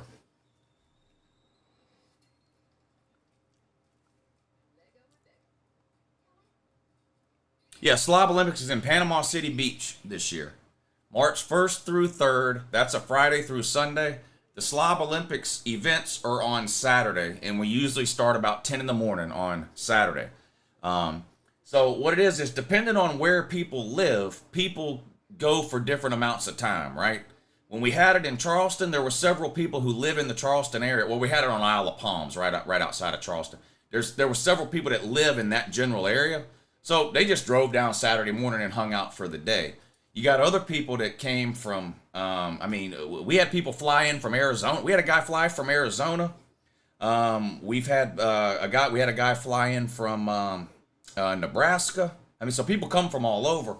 And you know, the longer you have to travel to get there, the longer you might as well stay to make the trip worth it. So most people, I would say the average is that most people stay for 3 days, Friday through Sunday. I usually go on Wednesday and stay Wednesday through Sunday. Some people come up Thursday. The majority of people show up Friday. And like we always do a big dinner Friday night with the people that are there. Try to find a restaurant that'll accommodate a bunch of people, you know, and we try to, we hang out Friday night at whatever hotel or whatever it is that we're staying at. We try to make like a whole weekend of it. But it's been a lot of fun. Hold My Beer says Savannah would be a good spot too. Amazing nightlife and plenty of parks and beaches. Go Dogs. Yeah, we did you know how every year when they do the regular Olympics, different cities bid on hosting the Olympics? That's what we did for the Slob Olympics. So we told everybody on the live shows, there's an email address for the Slob Olympics, and we told everybody, we said, send us in your nomination for where you want the Slob Olympics to be next year.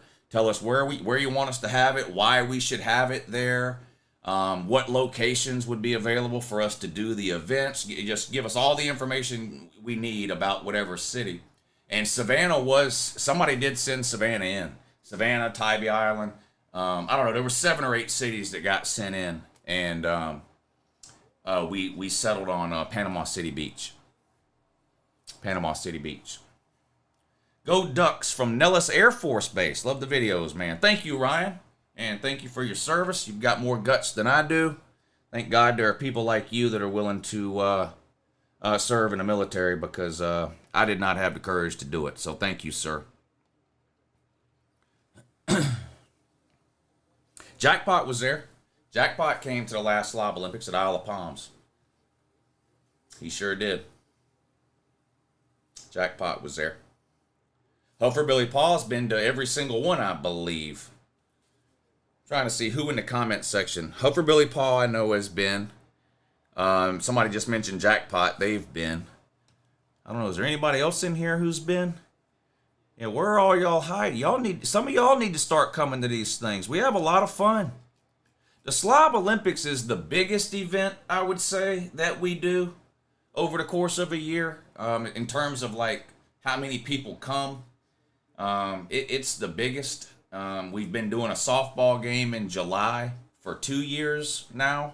That's been in Athens, and we've had, I don't know, 40 or 50 people show up for that each year. And then there are smaller trips that, like, smaller pockets of people will go on throughout the year. Like I mentioned, a couple of us have done some Cherokee, North Carolina trips. There's a casino, a Harris Casino up there. We've gone and, stayed a few days at Harris and hung out. But yeah, get to know some of these people, because we do a lot of get-togethers and stuff throughout the year, and it's always a lot of fun. Always a lot of fun. Texas Meat says, how's it going? It's going pretty good. It's going pretty good. Not going good for Utah, man, but going good for me. Going good for me. Lou, what's your opinion of Georgia's O-line so far? Consider y'all the gold standard in college ball. Georgia's offensive line has been disappointing this year. A lot of the like preseason rankings, I'm not talking about team rankings. I mean, when people put out like top 5 offensive lines in the country, top 5 wide receiver rooms in the country, a lot of those lists had Georgia at number 1 for offensive line. And Georgia's offensive line, the number 1 offensive line is kind of is subjective. Like, how do you really prove that anyway, right? But so whether you thought they were going to be the best offensive line or a top 5 or a top 10, they haven't lived up to expectations. It hasn't been great. Now, I think the pass protection has been good, but for whatever reason, they've struggled with run blocking. They've struggled to move people off the line of scrimmage. And that's been a little concerning. I know we've had some injuries at the running back position, but getting tackled a yard or 2 behind the line of scrimmage, that's an offensive line issue. Yeah, maybe if you had an elite level running back, he jump cuts or makes a man miss in the backfield or something. But realistically, your offensive line should be creating some lanes, and they have on occasion. But just overall, Georgia's offensive line has not played up to the level that a lot of us thought that it would. Utah's in the red zone, 1st and goal from the 5. They're going to be sacked, though, back at the 12 or 13-yard line. Barnes in at quarterback now. They rotate in and out. Barnes is more of the pocket passing backup quarterback. Johnson, who played a lot in the first half, is more of a scrambler. So they got Barnes back there in a shotgun. Oregon State gets pressure on him. He gets nervous, feet collapses 3 yards behind the line of scrimmage. 2nd and goal coming up now for Utah. From about the 11. 2nd and goal from the 11. Shotgun. 3 wide. Fumbled the snap. He picks it up, and he's going to be sacked again all the way back at the 23. He was in a shotgun. It wasn't a great snap. It was a low snap, but he probably should have handled it.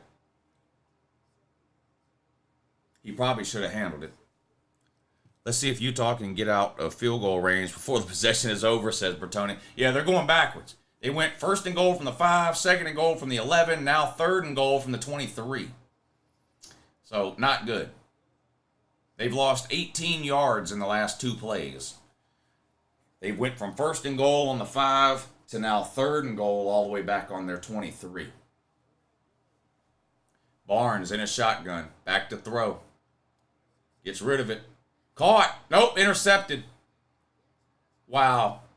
That was either the worst pass you'll ever see or a receiver ran the wrong route. The reason I said caught at first is because there was no one else around. So it looked like just a wide, in my mind, I'm like, wow, that wide receiver's wide open. Then I realized he had the wrong color jersey on. There's a block in the back, but it's on the interception return, so the interception is going to stand. I don't know if this is a poor read by Barnes, the QB here, or if the receiver cut off a route or what happened. Let's see here. Here's the receiver. Oh, no, he just didn't see that guy. Yeah. A receiver was running about a 10-yard in route. The linebacker was just sitting right underneath in a zone, and Barnes just didn't see him. Literally threw it right to him. Right to him. Wow. Yeah, that's on the QB there. That is on the QB. Green Street Ute says, I'm shitting in the street tonight. I thought you lived in Utah. You live in Oregon? Oregon's the only place I know where they shit on the street. Oregon State on the ground, 1st and 10, picks up 3, maybe 4. 2nd and about 7 coming up now for Oregon State. Bad turnover for Utah there for obvious reasons. Just a bad play, but happens at a bad spot on the field. You're struggling for points. You get down there 1st and goal. 2 negative plays, 3rd and goal from the 23. I don't know if you can find a worse series of 3 plays than what we just saw from Utah. 1st and goal on the 5, you get sacked for a 6-yard loss. Now it's 2nd and 11. 2nd and 11, you fumbled a snap for a 12-yard loss. Now it's 3rd and 23. 3rd and goal from the 23, and then on third and goal from the 23, you throw just a horrible interception. Wow. Not good. Not looking good for Utah. Colin Quinn, thank you for the super chat. He says, one of the 8 Northwestern fans on the planet here. Good stuff. Pac-12 is whipping both the SEC and Big Ten badly this year. How do you think USC will do in the Big Ten? USC to the Big Ten is going to be interesting because there are legitimate defenses spread out across the Big Ten, right? We know Southern Cal's got a great offense. They're going to have one of the best offenses in the Big Ten, maybe the 1st or 2nd best offense in the Big Ten in year 1. But they're going to have to play multiple legitimate top 15, top 20 defenses every year. Ohio State, Michigan, Penn State, Iowa. I think Wisconsin is going to get back to the point under Luke Fickell where they're playing really good defense. And I know there's no division, so you don't know which of those teams they'll play in a given year. But the point is, there's enough of those teams in the Big Ten to where Southern Cal is going to have to play 2, 3, 4 really good defenses every single year. So it'll be interesting to see. 2nd and 7, they pick up about 5, Oregon State does. It's going to be 3rd and short coming up for Oregon State and quarterback DJ Ugabadoogie. Auburn's we is playing scared. Georgia by 28. Utah's a really good chance of being shut out. Yeah, they look bad. They look bad. As of now, Ohio State doesn't play Southern Cal until 2025. I'll be shocked if Riley is in the Big Ten for more than 2 years, says Soonerborn. Wow. Klatt is a clown. You talking about Joel Klatt? All right, 3rd and 2. Ugabadoogie in a shotgun all by himself. 5 wide receivers, but it looks like somebody's going to call a timeout here. Oregon State called a timeout from the sideline on 3rd and 2. They want to think about it some more. Cherie says Utah is horrible. Their offense has definitely been bad for really the last 3 games now. This one in the last 2.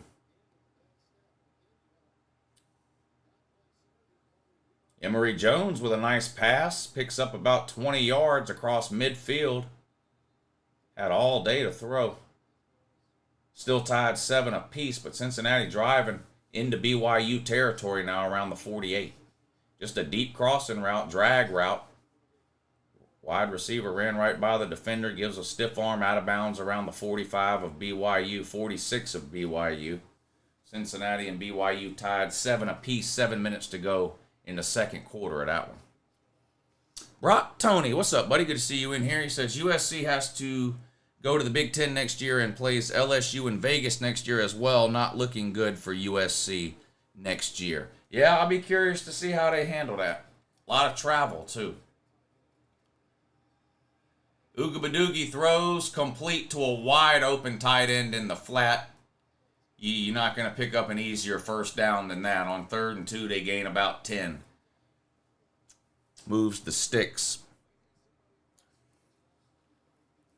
I can feel myself starting to want to own a cornfield and tell tales of the Dust Bowl. I'm turning into Iowa, says Utah man. Yeah, this is not looking good for Utah here. And the toughest part of their schedule is yet to come. Not that UCLA and Oregon State are pushovers, but it's not nearly the 2 toughest games they'll play. 1st and 10, picks up 6 or 7 right up the gut on the ground. It's going to be 2nd and 4 coming up now for Oregon State. Hunter, thank you for the super chat, buddy. He says Cam Rising with one leg is better than both of these QBs combined. Well, yeah, and I'm sure they know that too, but they just can't risk him re-injuring that knee. They just can't risk that. If Cam Rising comes back like he was last year, they should be fine. Yeah, the problem is if they lose here, they're out of mulligans. Cam Rising is going to have to come back, and then Utah's going to have to run the table if they want to make the playoffs. A 2-loss team's just not getting in.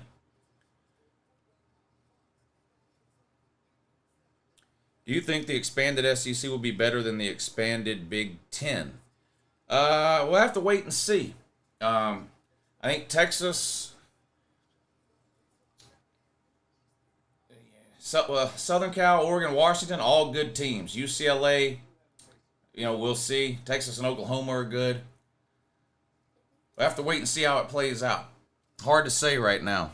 Lou, just a reminder that Tennessee lost in blowout fashion 3 years in a row to Vandy. That's humiliating. And is that true? 3 years in a row to Vandy, Tennessee lost? That can't be true. It's Vandy. There's no way Tennessee lost 3 games in a row to Vandy. You have to be making that up, Miles Brown. Slap Happy, thank you for the super chat too, buddy. Thank you for the super chat. Do you feel like there's eventually going to be a cap on NIL? No, you can't cap NIL. It's impossible. It's impossible. The only way to have any type of cap as it relates to paying football players would be if the schools themselves were actually paying them, and they're not. You can't tell Bob's car lot down the street that he's only allowed to pay out X amount of money. You just can't do that.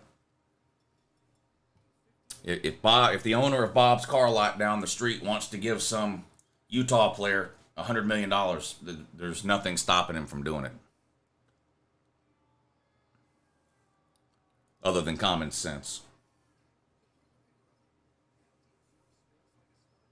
I do think the day will come where players are paid by the university. And when that happens, yes, there will be standards and regulations and maybe even caps put on what's paid. But until that happens, it's the Wild West. You can't tell a private citizen or a business owner that they're only allowed to pay somebody X amount of money for a commercial or whatever the case. I knew Utah couldn't score. Defense alone can't win you this game, says Darth Duck. I just realized, Darth Duck, that your avatar is that weird-ass Oregon mascot that they only used that thing one time, didn't they? Well, that thing was creepy looking. Let me see if I can find a picture of it. Y'all know the Oregon mascot's just like a regular looking duck. Right? Hold on, sorry. Remember this. Like, that's the regular Oregon mascot, just the regular duck. But do you remember when they brought this thing out? Mandrake. Now, that's just... oh, you can't see it. Hold on. There you go. Right here. This thing. This thing here. This mandrake. They even had him hatch out of an egg. See it better here. he hatches out of an egg. What in the fuck? But luckily, I think they only pulled that gimmick one time and they thought better of it. But I just noticed it. My man Darth Duck here. I think that's his picture that he has as his avatar. Yeah, he looked like a shitty Pokemon character. Yeah. Huh.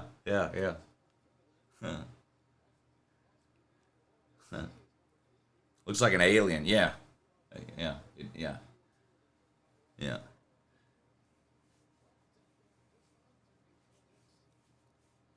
Darth Duck, they only did that one time, right? And like it was so just like weird and kind of creepy that they just never did it again, I think, right? Or maybe I've got the story wrong. Good defense by Utah on 2nd and 4 is about a 4-yard loss. Running back tackled in the backfield. 3rd and long coming up for Oregon State and DJ Oogabadugi. Oh, they did it for years? Oh, shit. Well, that's bad. That's bad.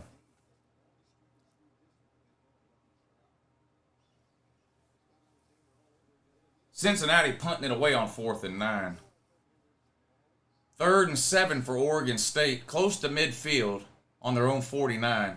Oogabadugi in a shotgun, 3 wide receivers.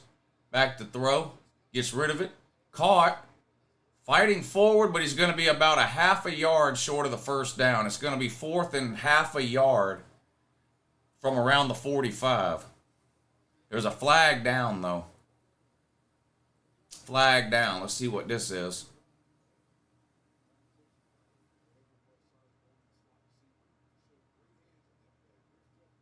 What is this?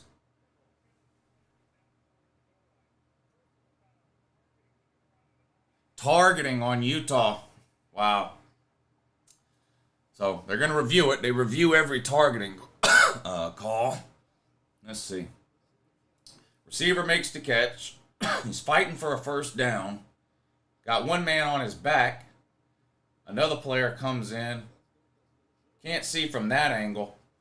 Maybe this angle. Let's see. Second Utah player comes in. That's going to be targeting. Led with his head and clearly head-to-head contact. That guy's going to be gone. Lou, how the hell has nobody clicked the like button? There's not even 200 likes. It's not hard. Yeah, y'all, 400 people. We ought to be able to get 250 likes. Hit the thumbs up. Live stream scheduled tomorrow. I have a live show every Saturday morning at 9 a.m., the college football kickoff show. We take a look at all the day's games, figure out what's coming on at what time and what channel and all that, and kind of figure out what we need to watch all day long. We look at the latest odds, lines, all that kind of stuff, try to figure out some last-minute bets on some of the games for that day. We pick winners and losers, talk about potential upsets. One of my favorite parts of the Saturday morning show, we talk about what everybody's eating for their college football Saturday, whether it be tailgate food or snacks or dinners or whatever they've got to eat for their college football Saturday. And then, of course, we have the rigged wheel at the end of the show where we try to give some money away. We do that every Saturday morning at 9 a.m., usually lasts a couple of hours, try to end by about 11. The game stream schedule for tomorrow, huge play on the ground from Oregon State. It results in a touchdown, but it's going to come back for holding.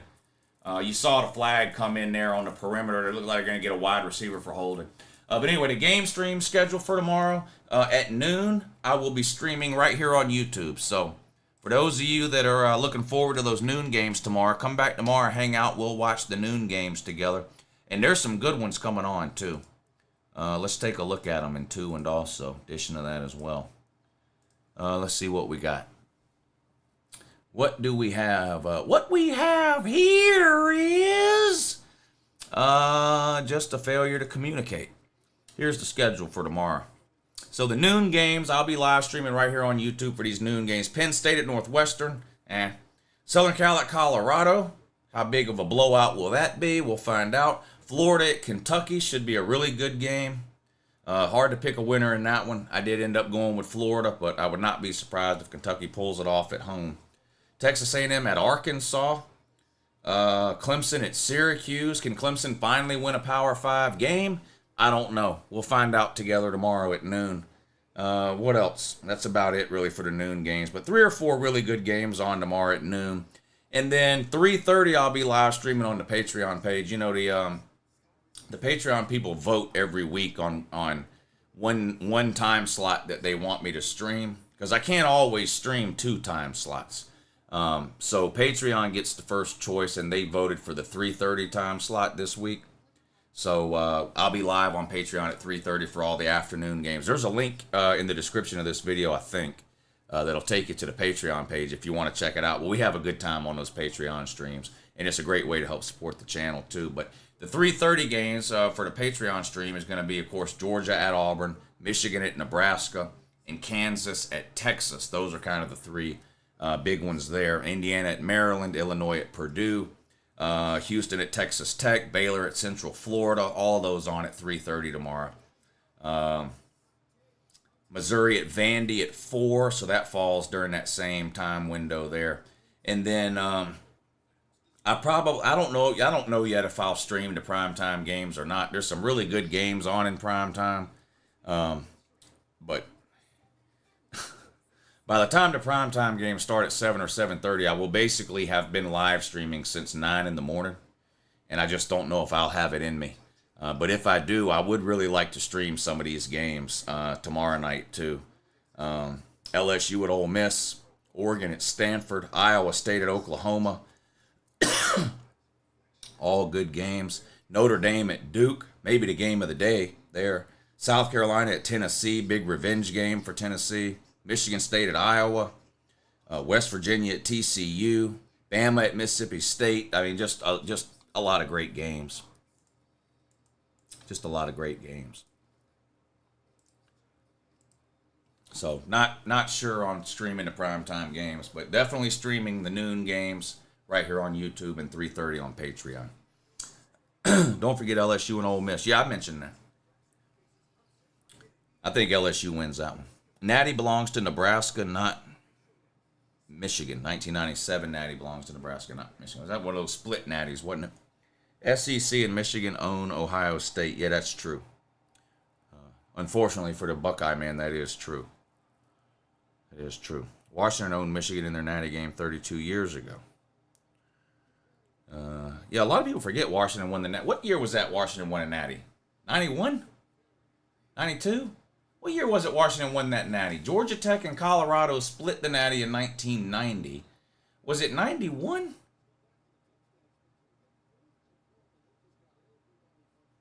'91, okay. 91 split with Miami. Okay. Yeah. Ooga Badoogie.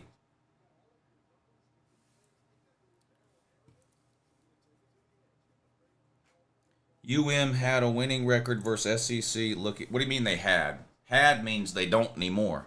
I believe Michigan does have a winning record against the SEC, so I don't know why you typed had. Had is past tense, implying that they no longer do. I think Michigan does have a winning record against the SEC.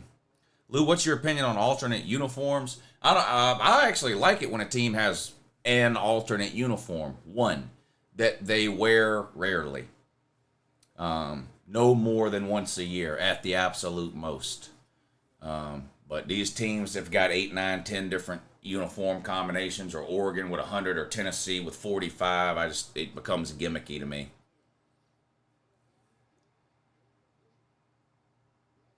Home uniform, away uniform, and then pick an alternate uniform to wear every once in a while. Oregon has a brand new uniform every game. Yeah. Yeah, they do. And to be fair to Oregon, they've been doing that forever. That's their thing. Oregon was trying to do something to differentiate themselves. And so when they started doing it, nobody was doing it. So it was like cool that Oregon was doing it. And then everybody started doing it. And some teams have just taken it way too far, like Tennessee. This will be Tennessee's 5th game of the year and their 5th different uniform combination. I just think that's, I think it's ridiculous. You have to understand Freeman's thought process on that last play. Louis had 10 players on the field because Jesus was his 11th. That sounds like a Dabo Swinney. They're going to get another targeting here. You can't hit the man with the crown of your head, man. What are you doing? I don't understand, man. There is no excuse anymore for people to get caught targeting. When they first changed the rules, yeah, but these players now have been coached since they were 5 years old that you can't hit people with the crown of your head like that. Come on, man. You just got to know better. You cannot lead. Look at that. You can't do it. What are you doing? What are you doing, man?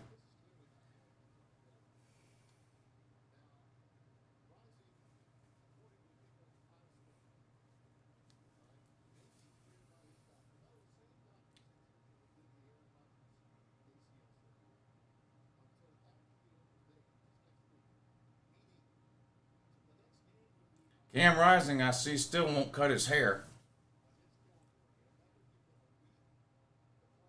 Jack Sparrow? Cam Rising does kind of look like Jack Sparrow, now that you mention that.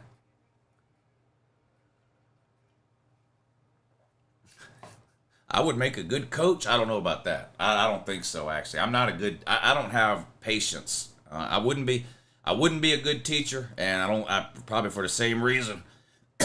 Probably for the same reason I wouldn't be a good coach either. Hickory Dickory Dock, Carolina sucks cock. Their coach is Baby Beamer, who blames it all on the wiener. Thank you, Miles Brown.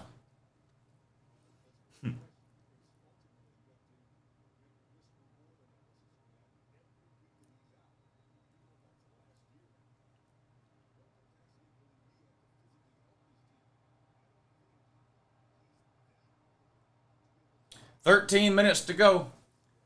Utah on the ground. Going to be about a yard short of a first down. Picks up 9, though. 2nd and 1 coming up for Utah. They've got Johnson back in, that scrambling QB. Had to take Barnes out of the game after that hit. Hopefully he'll be okay. 12:40 to go now in the fourth. 2nd and 1. Utah down 3 scores. Oregon State 21, Utah 0. If Utah's got any chance of coming back in this one, it's got to start on this drive. Shotgun for Johnson. Snap. Hands it off right up the gut. Picks up the first down. Needed a yard. Gained 3 or 4. 1st and 10, Utah. Dabo signed a kicker from Wall Street the week of a big game and started him. Yeah, Dabo ain't all there. Can't use the portal, but doesn't mind getting somebody off the street. That's weird.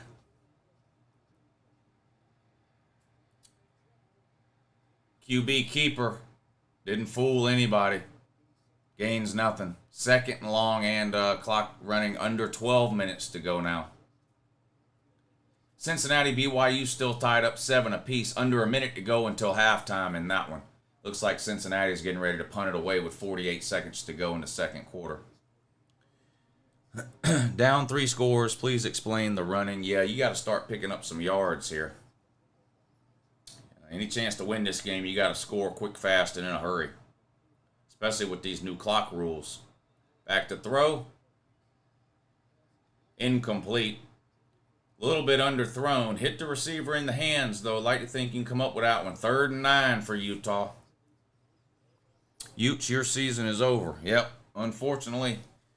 Utah's helmet will be on that table on Sunday, won't it? What a shame that'll be. What a shame that'll be to have to put Utah over. Maybe they'll pull a floater to avoid the shutdown. Why is he running a guy for a reason? Utah couldn't score on a hooker. Damn. This is karma for that Utah fan harassing you for that bet. 3rd and 9. Back to throw. Complete, but short of a first down. It's going to be 4th and about 4. And they're going to go for it. I mean, they have to. I think they've got, where's this ball? Around the Oregon State 40, 35 or 40. Oregon State player injured on the play. He's down. That'll stop the clock while they check him out.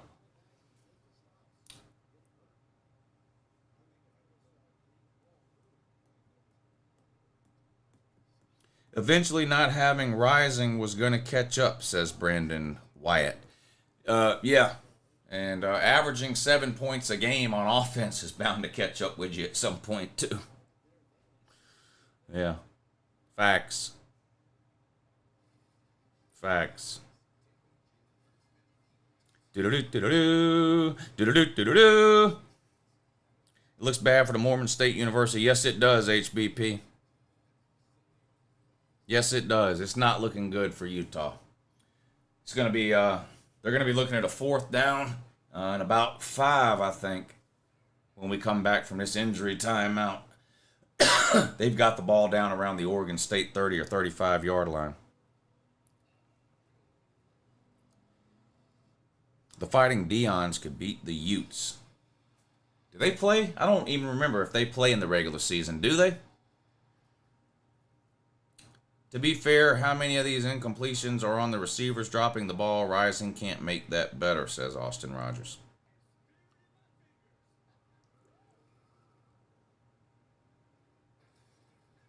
The Deons can't beat Utah. Utah has linemen. Yeah, that's true. Utah might have 15 sacks on Colorado if they played. Who had they played? Who had they played? The Magic Underwear Boys are going to take an L. Wow. Damn. BYU's losing too. Boy, the Mormons are down across the board. Mormons are down across the board. BYU's losing to Cincinnati. Utah's getting shut out by Oregon State.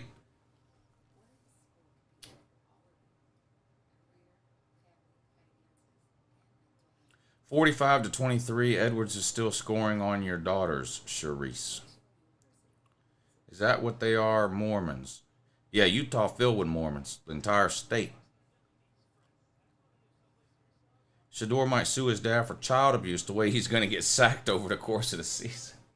He's already been sacked like 25 times in 4 games. It's pretty alarming. Pretty alarming.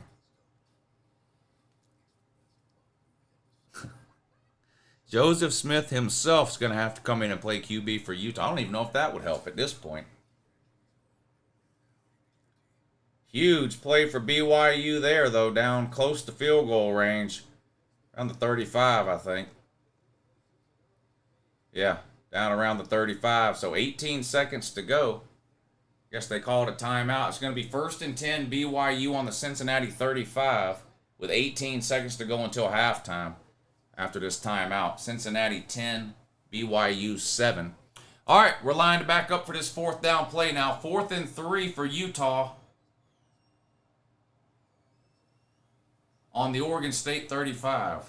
They got to get to the 32. Snap. Johnson running. I don't know if he got it.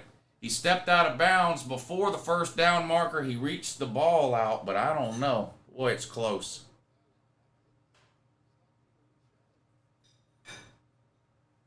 Boy, it's close. That didn't take long. What happened, boring? You ain't got no friends or something?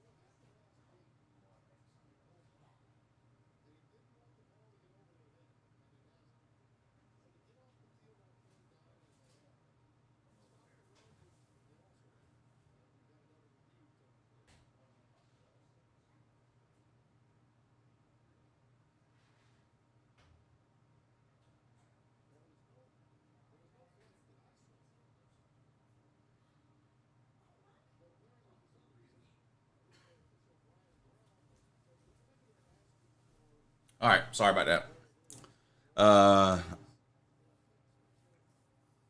Ray says, I'm rooting for Dan Lanning and Bo Nix in the pack. Never thought I'd say that, but it's worked out for him. Smart decision. New respect for Oregon after that Colorado game and Lanning. How's that bet with Pete looking now? The ukulele seems to be winning again. Well, we'll have to see, wait and see. Cade Klubnik, I believe, was winning after last weekend. We'll have to wait and see where they're at after this weekend. I mean, it's fairly close. It's not like one person or the other is running away with it. It's been fairly close so far. I hate that Coach Prime didn't call in this week. That character could have spun that into something hilarious. Yeah, I'm hoping he will continue to call in, whoever that is that's doing that. I've enjoyed those phone calls, so I'm with you. I hope they're not disappeared. BYU scored a touchdown to take a lead over Cincinnati. They're up 14-10. Scored with 6 seconds to go in the second quarter, so a touchdown there right at the end of the first half is going to give them a 14-10 lead heading to halftime. Coach Prime called a show. Well, not the real Coach Prime, obviously. It's a guy that calls in that calls himself Coach Prime, and he talks about Colorado. Wow, nice hurdle there by the Oregon State man. Up 21-0. Lou, you should end the stream. The game is over. Well, you could just stop watching. I don't necessarily have to end the stream. I do need to get ready for tomorrow. You're right. You're right. We'll keep it going for another few minutes. We might see Leon Sandcastle show up in Colorado. Who's that? I don't know who that is. Oregon State lined up in the old school I formation. Look at this with two tight ends. I, Raj, right 26, slant there. Old school football. Gets back to the line of scrimmage, and that's it. Just trying to bleed the clock now. Under 10 minutes to go. 2nd and 9 coming up for Oregon State.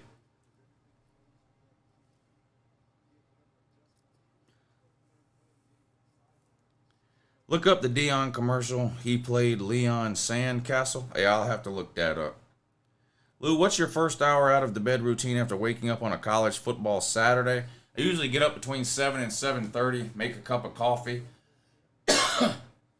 come in here, set up the 9 a.m. live stream. Once it's set up and ready to go, whatever time I have left, I will check ESPN for any, or whatever, all the different college football sites for any, like, you know, last minute breaking news about the day's games, check my email, that kind of thing, drink another cup of coffee, and then I do the live show at 9. Lou, the Vols are breaking out our Darth Vader gear tomorrow. Yeah, that's what I heard. Dark mode activated, another gimmick uniform. Are y'all going to play that remixed version of Rocky Top 2 that y'all call spooky version or whatever? Might as well just get all the gimmicks over with now. Intercepted by Utah. Ooga Badoogie throws an interception there. So Utah is going to get the ball back with 9 minutes and 10 seconds to go. I'm very glad I found a place to talk shit about college football with people that get to shit talk. Thank you, asshole Lou, for making this a place. Yeah, it's been a lot of work to attract fans from different fan bases because I don't hide the fact that Georgia's my favorite team. So there's a lot of people that will click on an Uncle Lou video one time, usually because I'm talking about their team, right? Because that's usually how people find me, generally. I make a Florida video, I make a Michigan video, I make whatever, fill in the blank. Some random fan of that team is searching something up on YouTube. They come across an Uncle Lou video. Oh, he's a Georgia fan. They click off and they never come back to the channel. So I've tried hard to attract fans from different fan bases, and particularly the Pac-12. It's been hard to get Pac-12 fans. Pac-12 and the Big 12 have been the hardest to get in general. That doesn't mean that there's not diehard fans there, but broad numbers, there's not as many diehard fans in the Pac-12 and in the Big 12 as there is the ACC, SEC, and Big 10. So it's just been harder to attract people from those conferences. Not every team, like, you know, there's 1 million Oklahoma fans, 1 million Texas fans, all that. If Southern Cal gets good, there'll be 1 million Southern Cal fans. They're bandwagon. Southern Cal fans are very bandwagon. Not all of them. There's some diehard Southern Cal fans. There's some on this channel, but Southern Cal is one of those teams like Miami. If Miami ever starts to get good, if Southern Cal ever starts to get good, you just people out of the woodwork Oh, I'm lifelong Southern Cal fan since last week, that kind of thing. LouTube is great. Great work, Lou. Pac-12 man checking in. Thanks, Drew. Appreciate that, buddy. Appreciate that. Scale of 1 to 10, how concerned are you about the Dogs on the road in Auburn? 4.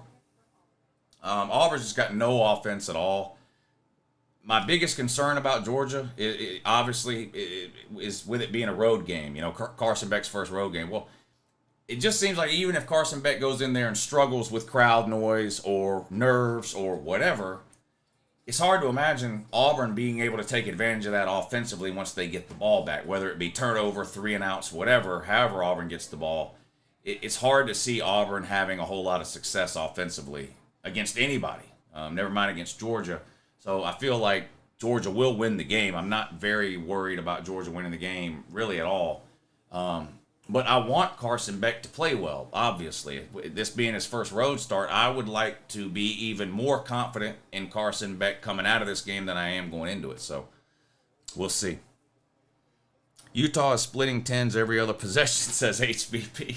They gambling, ain't they? Yeah, quarterback taking off again.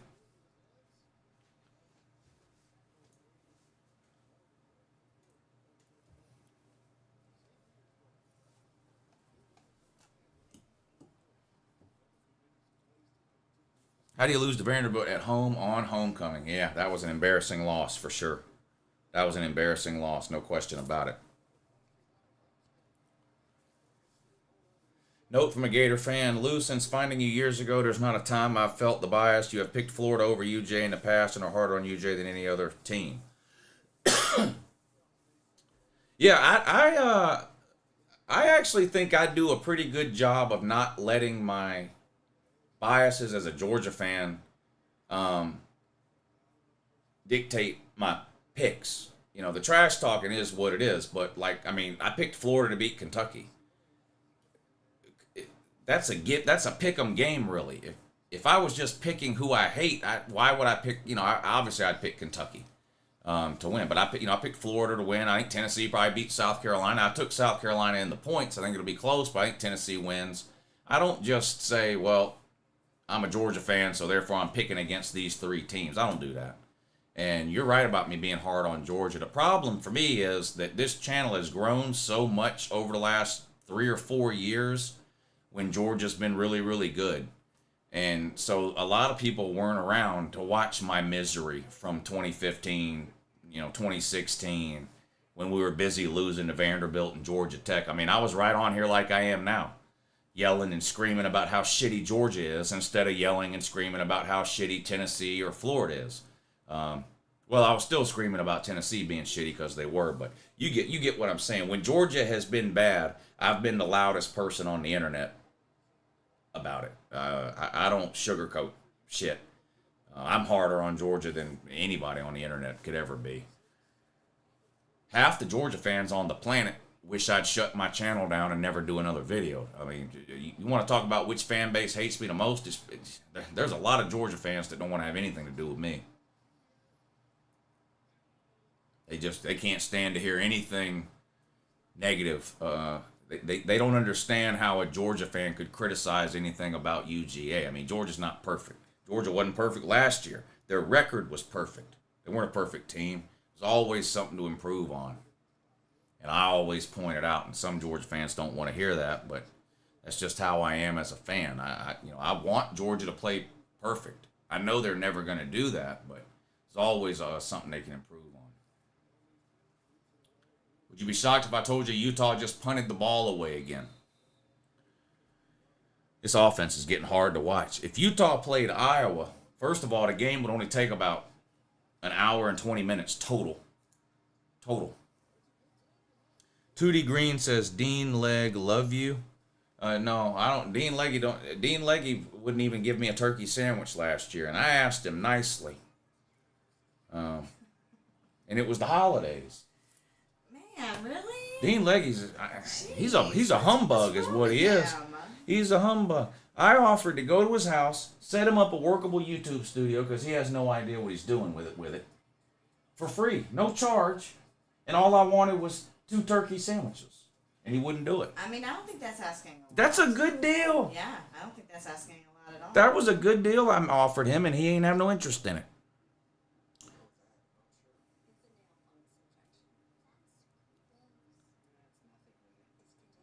And it shows.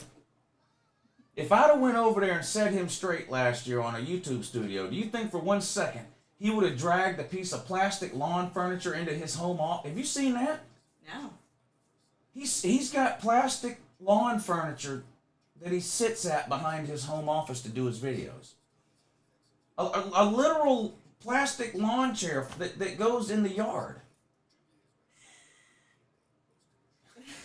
Poor guy. Hey, Dan, what are you doing?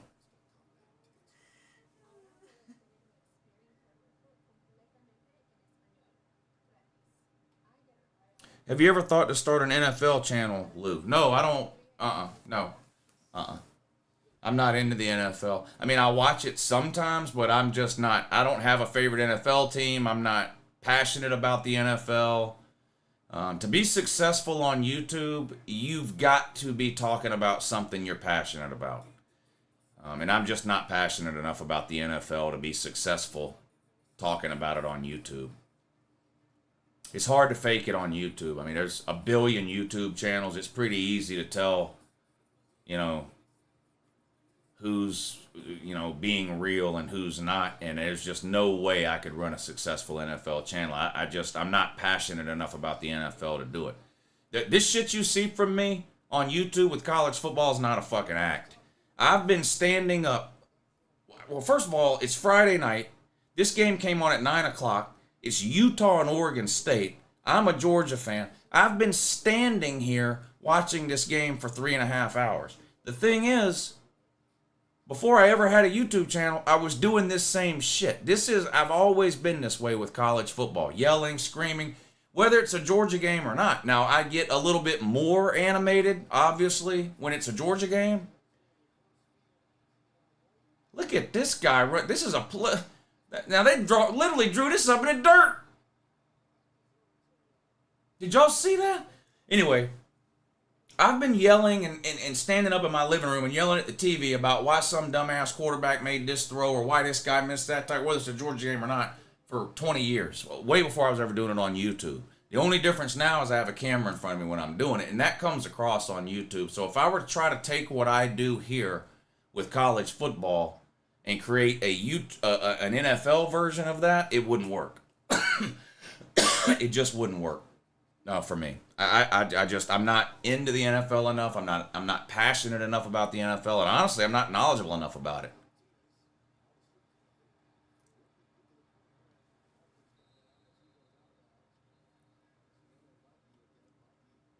It's midnight. What are you doing up? Watching college football. Watching college football. What else are we doing? Yeah, what else would we be doing? On a Friday night, right? Of course, we're watching college football.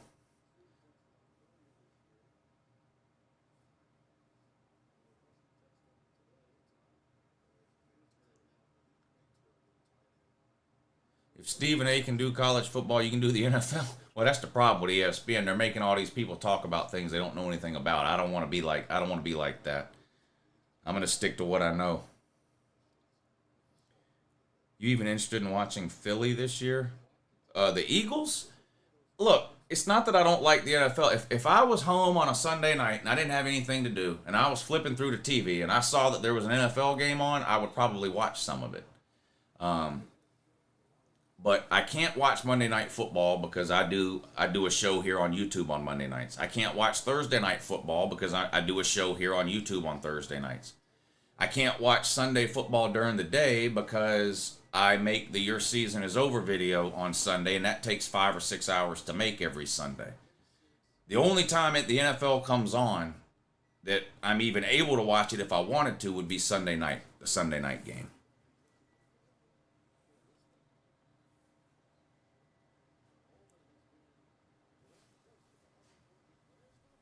All right.